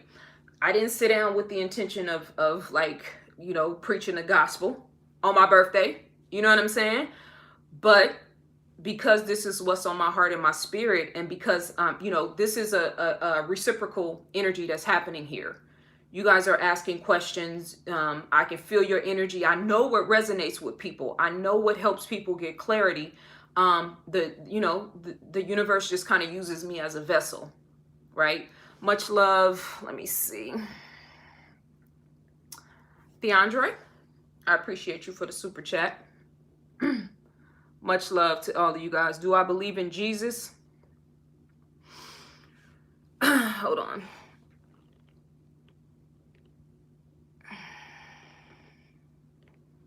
I don't know how to... Peace, if you're still in the chat room, can you put my Cash App in there? Because I've seen a couple of people ask, and I don't know how to... I don't even know how to comment. Number sign ZaZa Ali. Capital Z, little a, capital Z, little a, capital A, L-I. Little L-I. Do I believe in Jesus? I believe in Christ consciousness. I believe that Jesus was may have been I follow forbidden knowledge.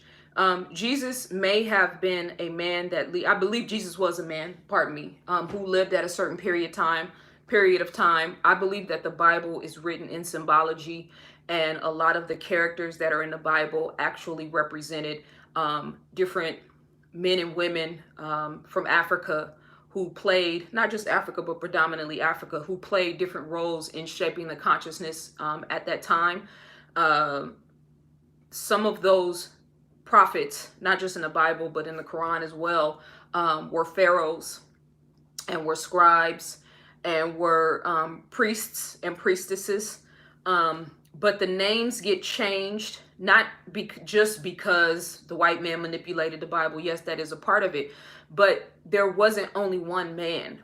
There have been many Jesuses that have come through time and space and history in order to elevate the consciousness of humanity. So it's not about the personage of Jesus, it's about Christ consciousness, and those symbols in the Bible, such as Jesus, that represents attributes that we should be aspire to. All of us are supposed to aspire to Christ consciousness in order to maintain a sense of self-mastery, right? So we could talk about Jesus as far as Heru, Asar, Aset, and Heru, right? We could talk about Jesus as far as being a symbol and a mindset and a level of consciousness. We could talk about Jesus, supposedly from Palestine and the history that comes with that. But all of those things can still be true. There could have been a Jesus in Palestine. Jesus could have really been a representative of Heru, or the mythological story of Heru. And then Jesus in America being represented by Elijah Muhammad. Jesus in America being represented by Marcus Garvey. Jesus, let's see. Who could I use? I'm trying to think of a different, not just Africa and America. There's other stories. It's not on the, I don't have it on the tip of my tongue. But there's similar stories all across the world that represent the Jesus archetype. So do I believe in Jesus technically as the man who people worship? No. Do I believe that Jesus actually physically existed? Not as we know him, but yes, there was a man who represented that Christ consciousness, who attained that level of self-mastery, because that's what Jesus was about, self-mastery and being in alignment with the mind of God. And that there have been more than one Jesus-esque, type personality on the planet. There have been many Jesuses among us, and that we should be aspiring to Jesus. Thank you very much. Mathware? Thank you. I appreciate you. Let's see. Somebody sent me a live request. Let me see if you actually gonna go live with me. Browder mentions there was many Jesuses throughout history. Anthony Browder is one of my favorite professors, teachers, scholars, etc. And yes, he does, especially in the Nile Valley Contribution to Civilization, but just his teachings overall, always talked about that. But he knew that that story of Asar, Aset, and Heru is what actually started, this concept of Jesus. Europeans just took the story and they didn't understand the deeper level in the spiritual depths of what Kemet in Africa was representing. They took the stories on face value, not understanding that Asar and Aset and Heru were mythological stories that represented aspects of our personalities and, the higher self and the lower self, and what we can all become if we're not careful, and what we can all become if we focus on mastering self. Watching you on YouTube and Instagram. Double trouble. Thank you. Yes, you can ask me a question, Programming 2020. And yes, I do follow Billy Carson, Forbidden Knowledge. I think he's a dope brother. Thank you, family, for all of the birthday wishes. Yes, Scorpio Queen. I feel you. I feel you have to speak things into existence. For example, ZaZa, this is a huge engagement ring you have. I just haven't brought it yet, but I can't wait for you to see it. All right, I'll take that. I'm going to hold you to that too, Robbie Blue. He hasn't bought the ring for me yet, you guys, but he's speaking it into existence. So I salute you and I support you in that, brother. And I'm going to be looking for that ring, and don't buy nothing cheap, because as spiritual and as grounded as I am, you know what I mean? If we're going to do it, let's do it right. Oh, much love, Keisha. My homegirl Keisha from Oakland is in the chat room on Instagram. I've seen this woman grow. She's known me since I was 14 years old. What are my thoughts on reincarnation?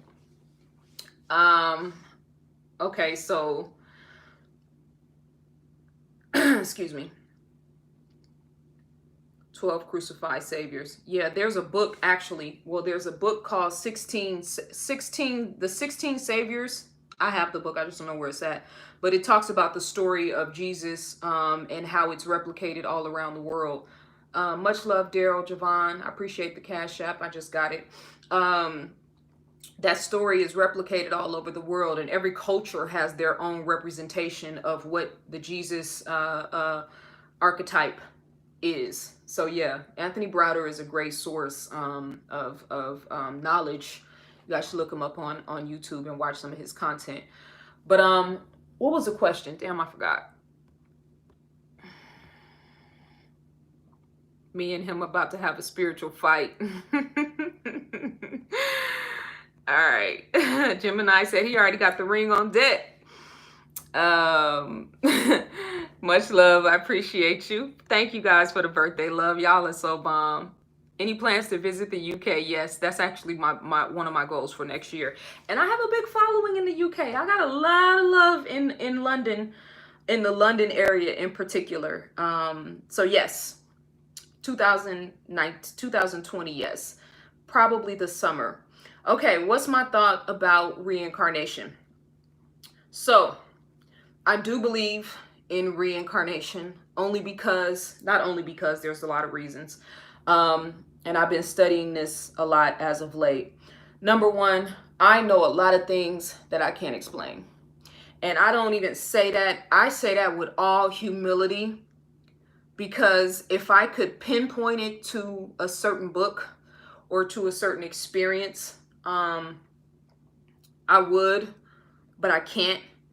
You know what I'm saying? Like, there's just things that I know, and sometimes I hear myself speaking. I'm like, where in the hell did I learn? I bear witness to my own truth, but at the same time, I kind of don't really know where it came from.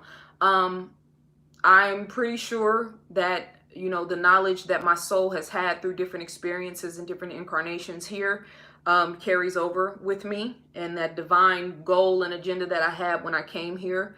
You know what I mean? That knowledge and that wisdom was meant in order to help me fulfill my purpose. So that's one part of it. The second part is that, you know, energy never dies. And the whole thing that's making this whole ship run. Think about this, right? We live in one galaxy. Who knows how many galaxies there are? Much love, Chris. I appreciate you. Y'all tell me how many galaxies there are in the universe. We live in one galaxy. So our one galaxy is Earth, our solar system, right? The sun, Pluto, Mars, Saturn, etc., right? I'm waiting for somebody to tell me. How many galaxies are there in the universe, right? Billions of galaxies. Thank you, Robbie. There's billions of galaxies. We live in one. If you think about that, that shit is mind-blowing. Like, we live in one galaxy. Our planets, our solar system, our stars, everything that we know of in this reality is one galaxy, and there are billions of galaxies, right? Consciousness is what's running this whole thing. Consciousness is what produces a star, and it makes a star eventually die. Consciousness is what keeps the sun rotating our planet. Consciousness is what makes us have, you know, summer, winter, spring, fall, right? The different seasons. Think about the human body. You know, you're here breathing, and in the next minute, when you die, right? When the consciousness leaves your body, when your life force, prana, right, leaves your body, your consciousness leaves. That's nothing but a vessel now. But your energy and your soul lives on. So all of the people, like I wrote a post today, my auntie and my niece, my sister and my niece passed within the last year, right? In recognizing what they were in the physical realm, right? And then changing my thought process during the grieving stages and elevating the way I'm thinking about them and remembering them so that I can have a higher level of communication with them, right? That's a different level of consciousness. You know, they say energy never dies. And if you look at Africa, particularly Kemet, and how they honored the dead, the Ka and the Ba, right? Representing the two parts of the self, the physical self and then the spiritual self, the soul self, right? And understanding that even when you pass on from this physical realm, you are still a living entity, just in a different level of consciousness. So without veering too far off the path, I've already veered too far off the path. Yes, I believe in reincarnation. Yes, I know that I have been here before. My soul is wise, you know what I'm saying? And I didn't get that kind of wisdom in just this lifetime. I feel connected to certain people in history. I believe with all my heart that Pharaoh Hatshepsut is part of my lineage, as well as a few different, aspects of history and things that I've studied. And if you think about like slavery, for instance, right? Imagine living 25 years of sundown to sunup work. You're born into slavery. Your mother is pregnant and a slave. You come into this world. You, as a child, start out as a slave and then spend your whole entire life in brutality and in slavery, and then you die. What type of purpose would that serve in the bigger scheme of anything? If you lived one 25-year period in a history of trillions of years, if there's even a number for it, that eons and eons of time, you spent 25 years coming here and plowing, you know what I'm saying, the land and being a servant to somebody else, and then that's it. That don't make sense. That never made sense to me. But once I started studying from a spiritual lens, right? And then you start thinking about the trajectory of a soul. Okay, so instead of you just being one person here in one lifetime, you're an actual soul, consciousness, right? And you come to Earth, which is a school, in order to expand how you feel, in order to expand how you think, and even the idea of thinking and feeling, the idea of having emotions as a soul. It's like, oh, okay, I came one year, I had a bad year, so I had to come back and pay my dues. I spent 25 years in doing a bid as a slave. You know what I'm saying? And then once I did that bid, I came back and then I, started from the bottom, and after 3 or 4 lifetimes, I became a king. Okay, that makes sense to me. That resonates to me. You know what I'm saying? So I went around the mountains across the street. Yes, I do believe in reincarnation. There's a book called Many Lives, Many Masters. I've talked about this book before. This guy was doing hypnotherapy and past life regressions with clients. If you want to get more information about that, I say start with him, only because he was a doctor and he actually recorded all of his sessions, right? So it makes it a little bit more legitimate. Check that book out and then let me know what you think. Much love to Gab. I appreciate you for the super chat. We talking about a lot, the dream. What are my thoughts on Ghost from Power? Don't tell me because I haven't watched the last episode. So don't throw me off. The last one I saw, what's the last one I saw? It was like 2 weeks ago. What happened? No, I think the last one I saw is when Tasha killed her girl, Lala. So I don't know what happened. And every time I see somebody post about it on the internet, I scroll right past it. Brian Leslie Weiss is the author. Thank you, peace. What's up, John? Peace. Thank you. Thank you for the birthday love, family. The name of the book is Many Lives, Many Masters. And let's see, who is the author? Brian Leslie Weiss. Thanks, peace. Is there room in my life to birth another child? Sure. I don't know if that's going to be my agenda anymore. I did want a daughter, but I don't know anymore. I actually think I might end up going to Africa and like adopting a child. You know what I'm saying? Not right now though.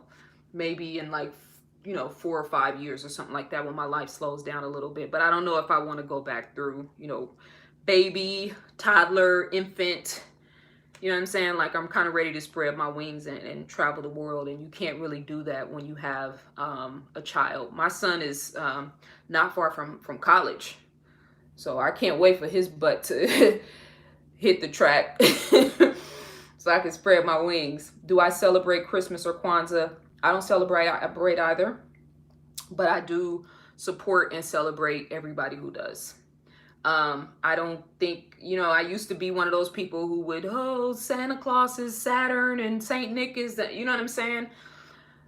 YouTube will tell you all of that. I don't like to rain on people's parade, especially because, again, going back to what I was saying before, there are so many people that are lonely and desolate, that need time with their families, that need time to sit around a dinner table and laugh and play spades and have a good time. Like, that stuff matters. You know what I'm saying? So just don't be a slave to anything, and just be conscious and mindful about, the truth of what it is that you're celebrating. But have fun. Have fun with your family. I don't I don't buy my son Christmas presents or Kwanzaa presents, but I do get him gifts around that time of the year. You know what I mean? Just to let him know, like, this is not about Christmas or any holiday, but this is just to let you know that I love you and I appreciate you and I'm proud of you. Like, my son's a straight A student. You know what I mean? He's dealt with a lot of adversity, injuries with his basketball. Moving to a different city, leaving his family and all of his friends. Like, he's such just a remarkable young man, you know what I mean? And I try to honor him and uplift him. And I remember when I was young, we got Christmas presents. We look forward to that. You know what I'm saying? So I don't celebrate either, but I support you guys and anybody who gets a chance to spend time with their loved ones, and I don't like to rain on people's parade. I have 2 teens. Lord have mercy. Why would nobody warn me about having a teenager, man? My son over here, Ching, talking about multi-universes. Yeah, that's a whole nother level story right there. Every day is a holiday, and we should celebrate family every year, all year round. These holidays are special, but the peer pressure is a beast.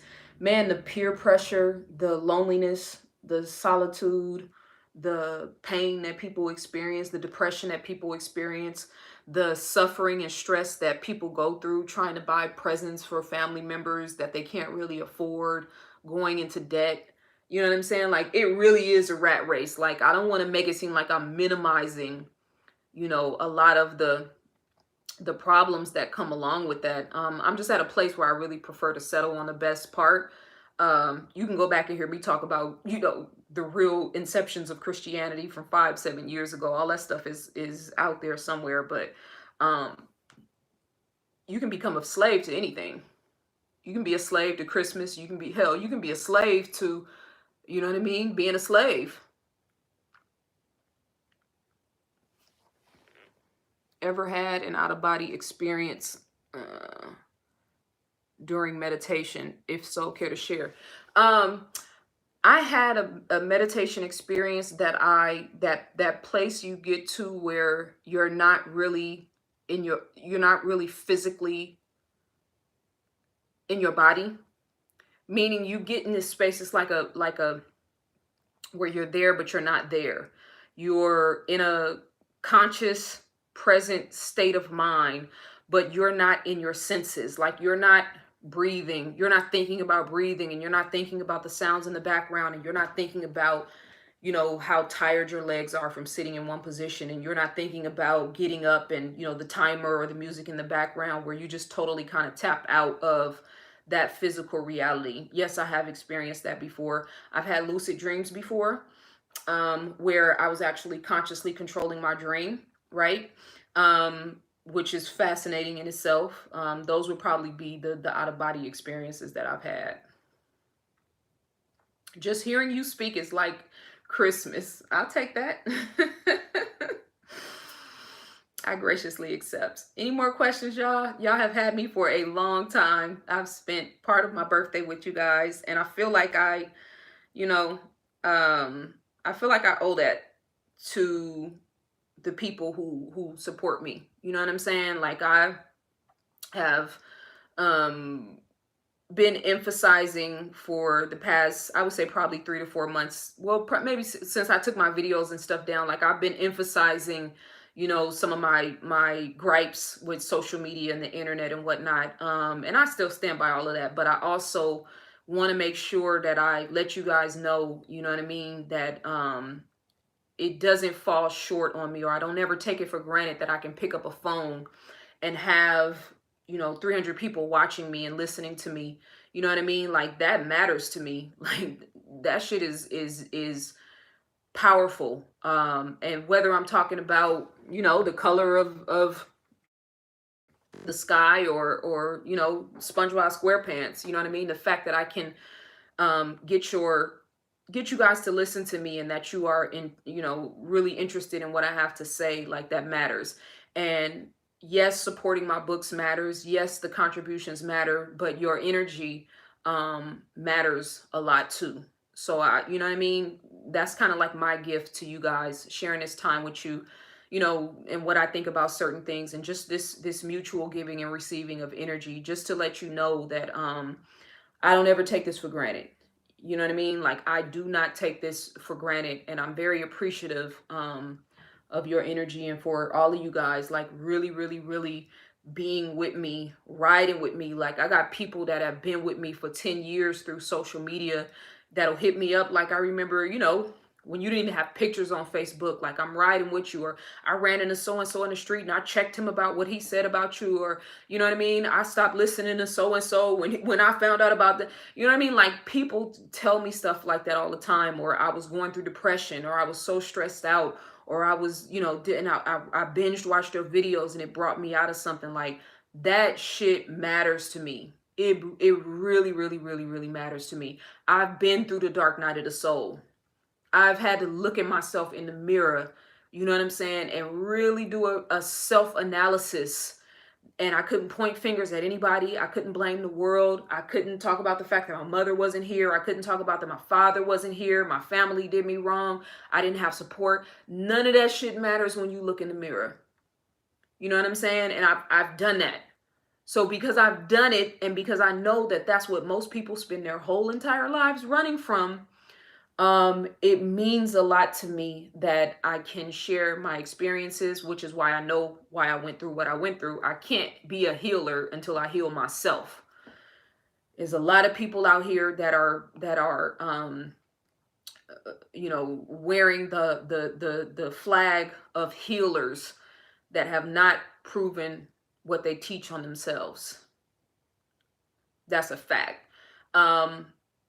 So if my words, you know what I mean, and my energy and me sharing my time with you guys, if it means something, if it has value, then that makes two of us. And I mean that. Will I put this live on YouTube? It's on YouTube right now. Girl, we love you out here. You're my mentor. You just don't know it. I know it. I'm with you, sis.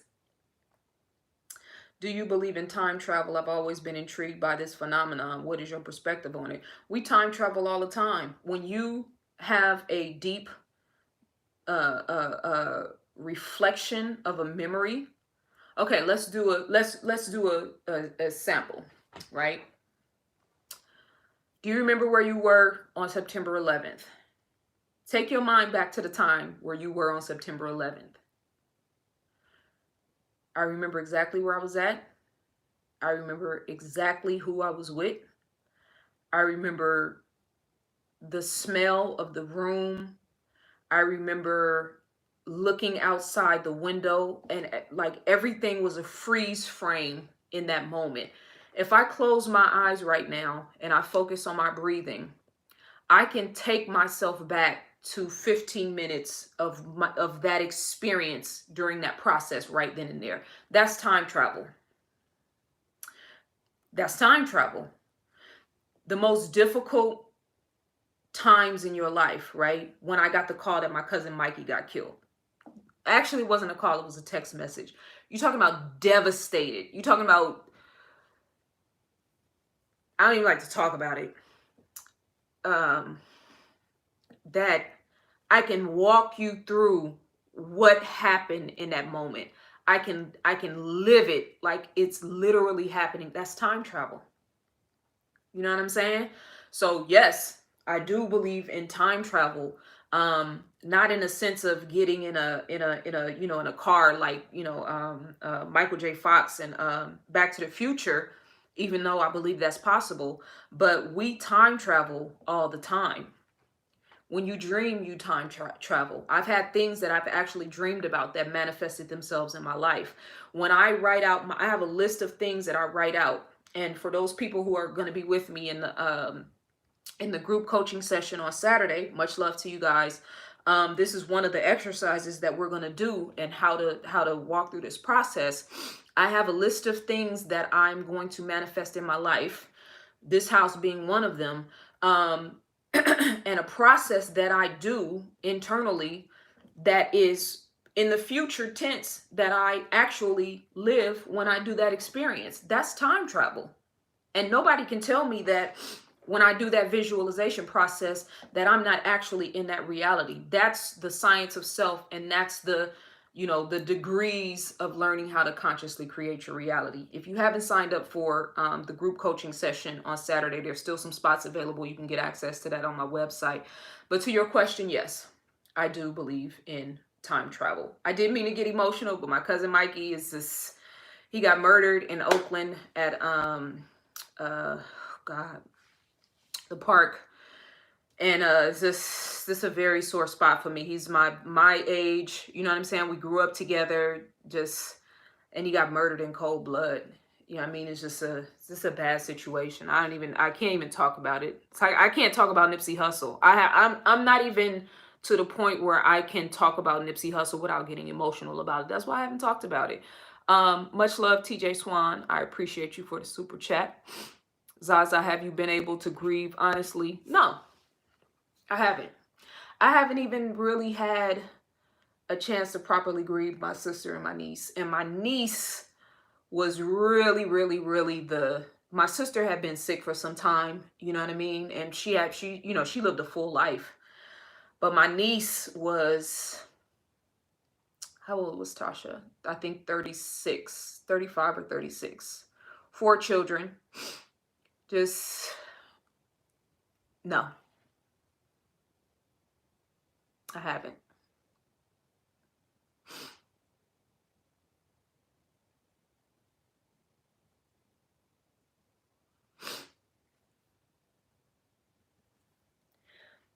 Do you teach how we actually get into feeling the aspect of manifesting? Yes, I do. You're right, Keisha. It is. And because I'm, you know, so I try to stay focused on the next thing, because I'm so conscious of how I'm thinking and how I'm feeling. I don't want to let my energy get too far off from where I'm trying, my designated goal, because it'll have ripple effects. And like I've talked about, you know, the more spiritually conscious and aware you are, the higher the responsibility. So the universe doesn't qualify, you know, the pain. You know what I'm saying? Like, oh, okay, she's grieving about her auntie. It's always listening to and feeling and responding whatever you're feeling in the present moment. And it will respond, not to punish you, not to, you know, judge you, not to reward you, but just to mirror what it is that you are going through. And it's a beautiful process, because obviously grieving, you know, has a purpose. It expands your heart. It helps you to appreciate life more. It helps you to appreciate the world better, right? My Instagram live ended. Let me share it. It made me get emotional. I wasn't even trying to go there. My cousin Mikey was the coolest dude ever, man. He was just funny and silly, and, you know, he just, anyway, off that. ZaZa, do you find it difficult to grieve in the public space because of negative energy that may come at you being a public figure? Absolutely. People don't think I'm the way people talk to me sometimes is amazing. I got this email from this person a few days ago, right? And it was so funny because at the time I got the email, this was the day after I moved in. I moved in on November the 2nd, which was a year to date, the anniversary of my trip to Sedona last year, right? So you can't tell me that the universe is not working. You know what I'm saying? Like the numerology of the situation, I can't even deny it. And I couldn't even make this up. But I'm sitting at the table. Me and my son are having breakfast and, checking my emails and whatnot. And this person wrote me like a 3-paragraph email. Mind you, I'm sitting at the sun with my table with my son. Great energy, new house, you know what I'm saying? I'm excited. He's getting ready to get the pens out of his hand, so he's excited. The energy's good. He loves his new room, blah, blah, blah, whatever. And I get this 3-paragraph email from this random peasant who's basically watched the Brother Rich video and is reading me who I am, what I did, what I didn't do, how scandalous and shady I am. Somebody that absolutely does not know me, that has never been in a room with me, that's never had a conversation with me.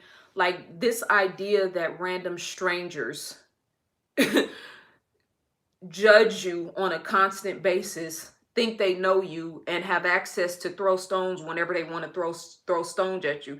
Like that shit is it's quite an amazing thing. So there's no blueprint for this. In being a public figure, I don't ever talk about this stuff publicly. I rarely share pictures of my family. I took all the pictures of my son down. Because I found a site that was had a picture of my son up, you know what I'm saying? Like just weirdo shit that I just would never, ever, ever do. The person that I've had the worst, the person that I've hated the most, or the person that I've had the worst vitriolic energy towards, I would never involve their children. You know what I'm saying? So to go through all of that and at the same time be trying to grieve the situation with my family and grieving part of myself, you know what I'm saying? Like I'm way across the country. I wasn't there. You know what I mean? I could have been helping my niece more. I could have been more involved, and obviously I did what I needed to do and I don't have any regrets, but you juggle all that stuff when you lose people. You know what I'm saying? So yeah, it is very hard. This is why you see me on YouTube. It's, you might see me put up a video and then you don't hear from me for a couple of months. I have to deal in the real world and really focus on, honing in on my business and the things I'm working on in order to, I don't want my business or my work to be contingent on social media. This is a very dangerous, low vibration, wild, wild west space. YouTube, Instagram, but it's social media, but it's also a reflection of where the people are, where the consciousness is. You know what I'm saying? So I take it with a grain of salt. And when I need to push back, I push back. And when I push back, you know what I mean? You won't see me. And then when it's time for me to stick my head back in the game, I stick my head back in the game. Any more questions, you guys? Yeah, man, those vampires. Woo-wee. When people talk about spiritual warfare, like there's a totally different level. And I was having a conversation with myself one time, and it was just about that idea of spiritual warfare. And I was questioning the universe, you know what I mean? Like, just analyzing, where I was at, what was happening and all of that. And the voice that spoke back to me was like, you always say you're a spiritual warrior. If it's a spiritual war and you're a spiritual warrior, then you should be expecting this and prepare for this. And when that voice spoke to me, I sat up straight, you know what I mean? And I had a moment of clarity. And I gave thanks for that, because that is a part of my destiny. I resonate with that warrior energy, and it is a part of I know it's a part of, my mission here, not to be physically fighting, not on that level, but hurling truth at falsehood. You know what I mean? Using light to cast out darkness. When you live in a world that perpetuates ignorance and that perpetuates low vibrational energy, Anytime you try to raise the consciousness, there's always going to be a blowback. There's always going to be, you know, a rebellion of some sorts. Much love to, let me see, Robbie, I appreciate you. Give yourself permission to be happy, the grace to grieve, and never doubt who you are. Much love for that. And I actually am in a really, really, really good space right now. I can't say that to say that I'm happy is an interesting thing, because I think happy is it's not like a happy moment. Like, I'm happy in this moment right now. You know what I mean? I'm striving for peace of mind. And with that peace of mind, I believe my happiness will come. But I appreciate you. Take some time for yourself. I do. I take time for myself all the time. That's why you guys don't see me a lot on social media. How old are you today? Where do you see yourself in the next 5 years? I'm 41 today. And in the next 5 years, I see myself having written multiple additional workbooks, as well as a textbook on African and indigenous cultures, history textbook, and traveling the world. You know what I mean? And becoming a global teacher and a global thought leader, and walking more towards self-mastery. Thank you. 41, you're a baby. Call me when you're 48. All right, I'll take that. Why did I move? Why not? We all should be moving up, right? Thank you for the love. Thank you for the birthday love, you guys. I appreciate you so much. All right. If there is no more questions, I'm going to let you guys go. What message would you give to your 20-year-old self? Okay, that's a good question for me to end on. I kind of said this when I talked about, the lessons I've learned throughout the year, but I would tell her,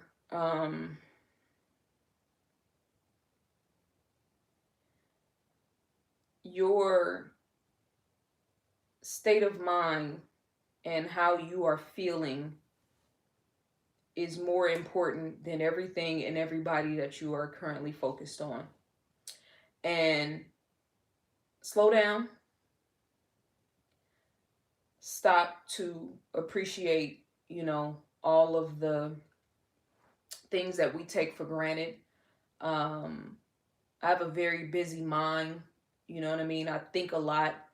And while it's a gift, it can also be a curse, because when you have that sort of mind, you have a tendency to never be present. And that's really what my focus is right now, actually being present in my life for me, number one, for my son, and for the legacy that I want to embody and to create. So really, really, really stop, slow down, appreciate the little things. I grew up in the Bay Area, one of the most beautiful places in the world, and I didn't fall in love with nature until maybe 5 years ago. So all that time I neglected, you know what I mean, all of that beauty and wonderment. I should have been spending more time, you know what I mean, like getting in tune with and in touch with God. And I'm saying that hindsight is always 2020. I wouldn't change anything, because I'm grateful for where I am right now. At 27, I had just had my son. Yeah, I had just had my son. And I even went, after I had my son, I went through kind of like a depression. Y'all know I don't like to use that word, but once I realized the gravity of what it takes to be a mother and to take care of another human being, it really, really hit me, because I didn't have that. And I was mad at the universe. I was mad at God. I was mad at my father, you know what I'm saying, for not making better choices with my mother. I was mad at all of the people that were supposed to take care of me as a child that neglected me. You know what I mean? All very counterproductive energy and emotions, but I had to go through it to realize that. You know what I'm saying? So yeah, I would tell her to be still, be mindful, be present, and put myself as a number one priority.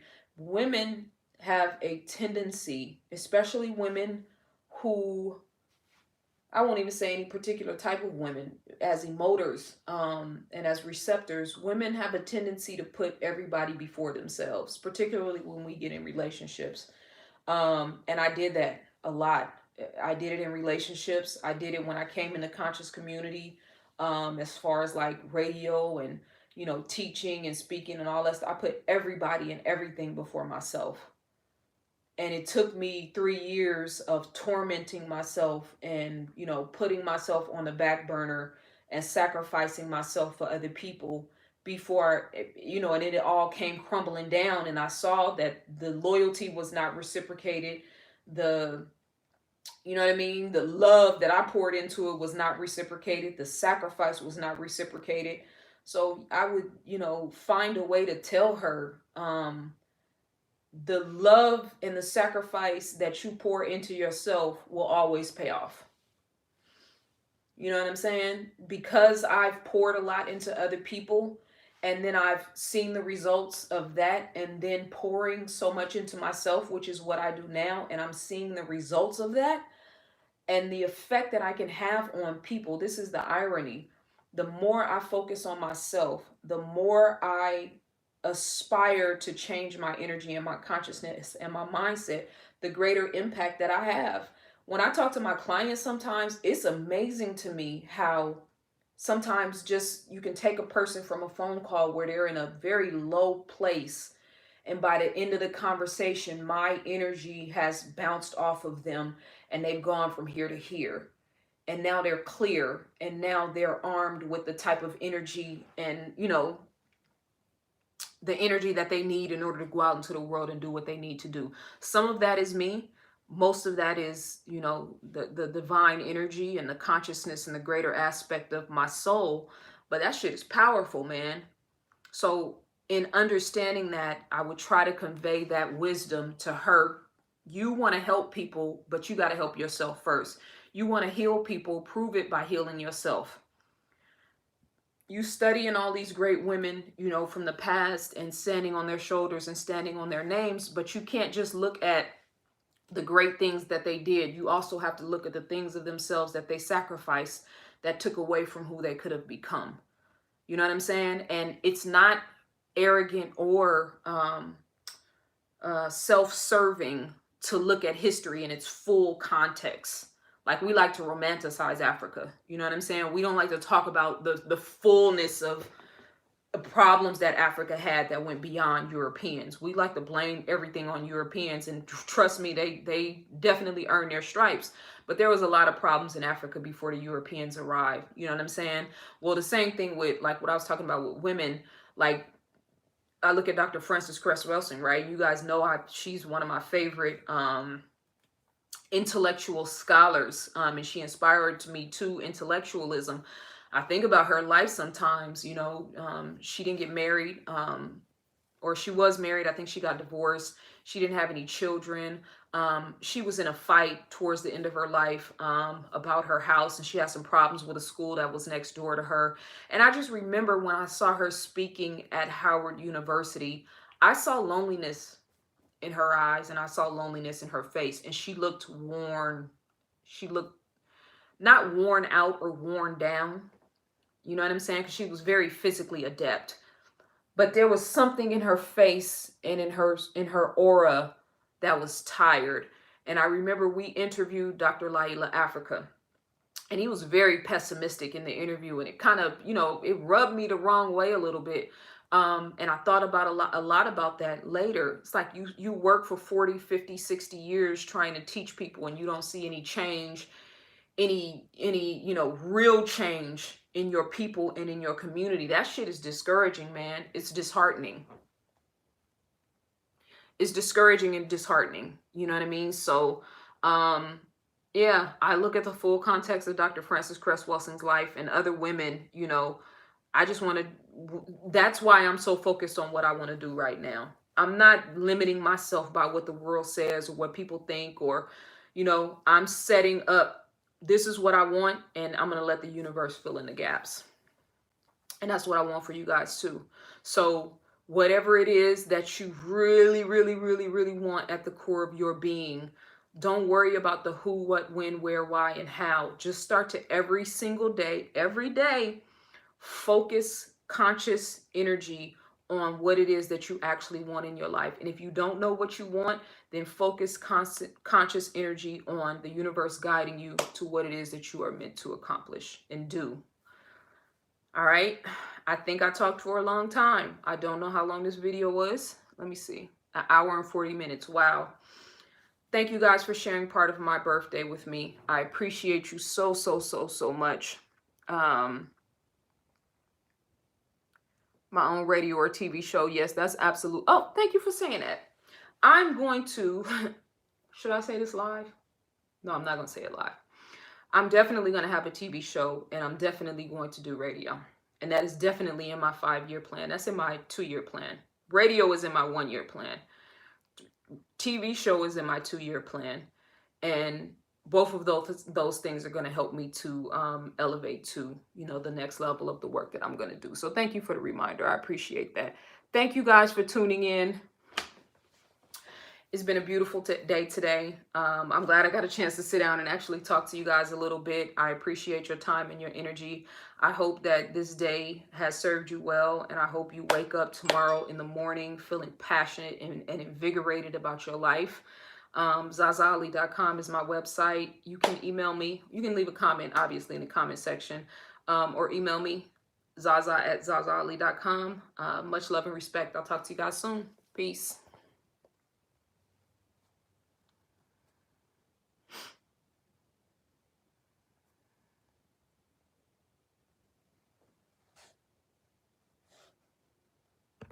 Hell, how do I end the video?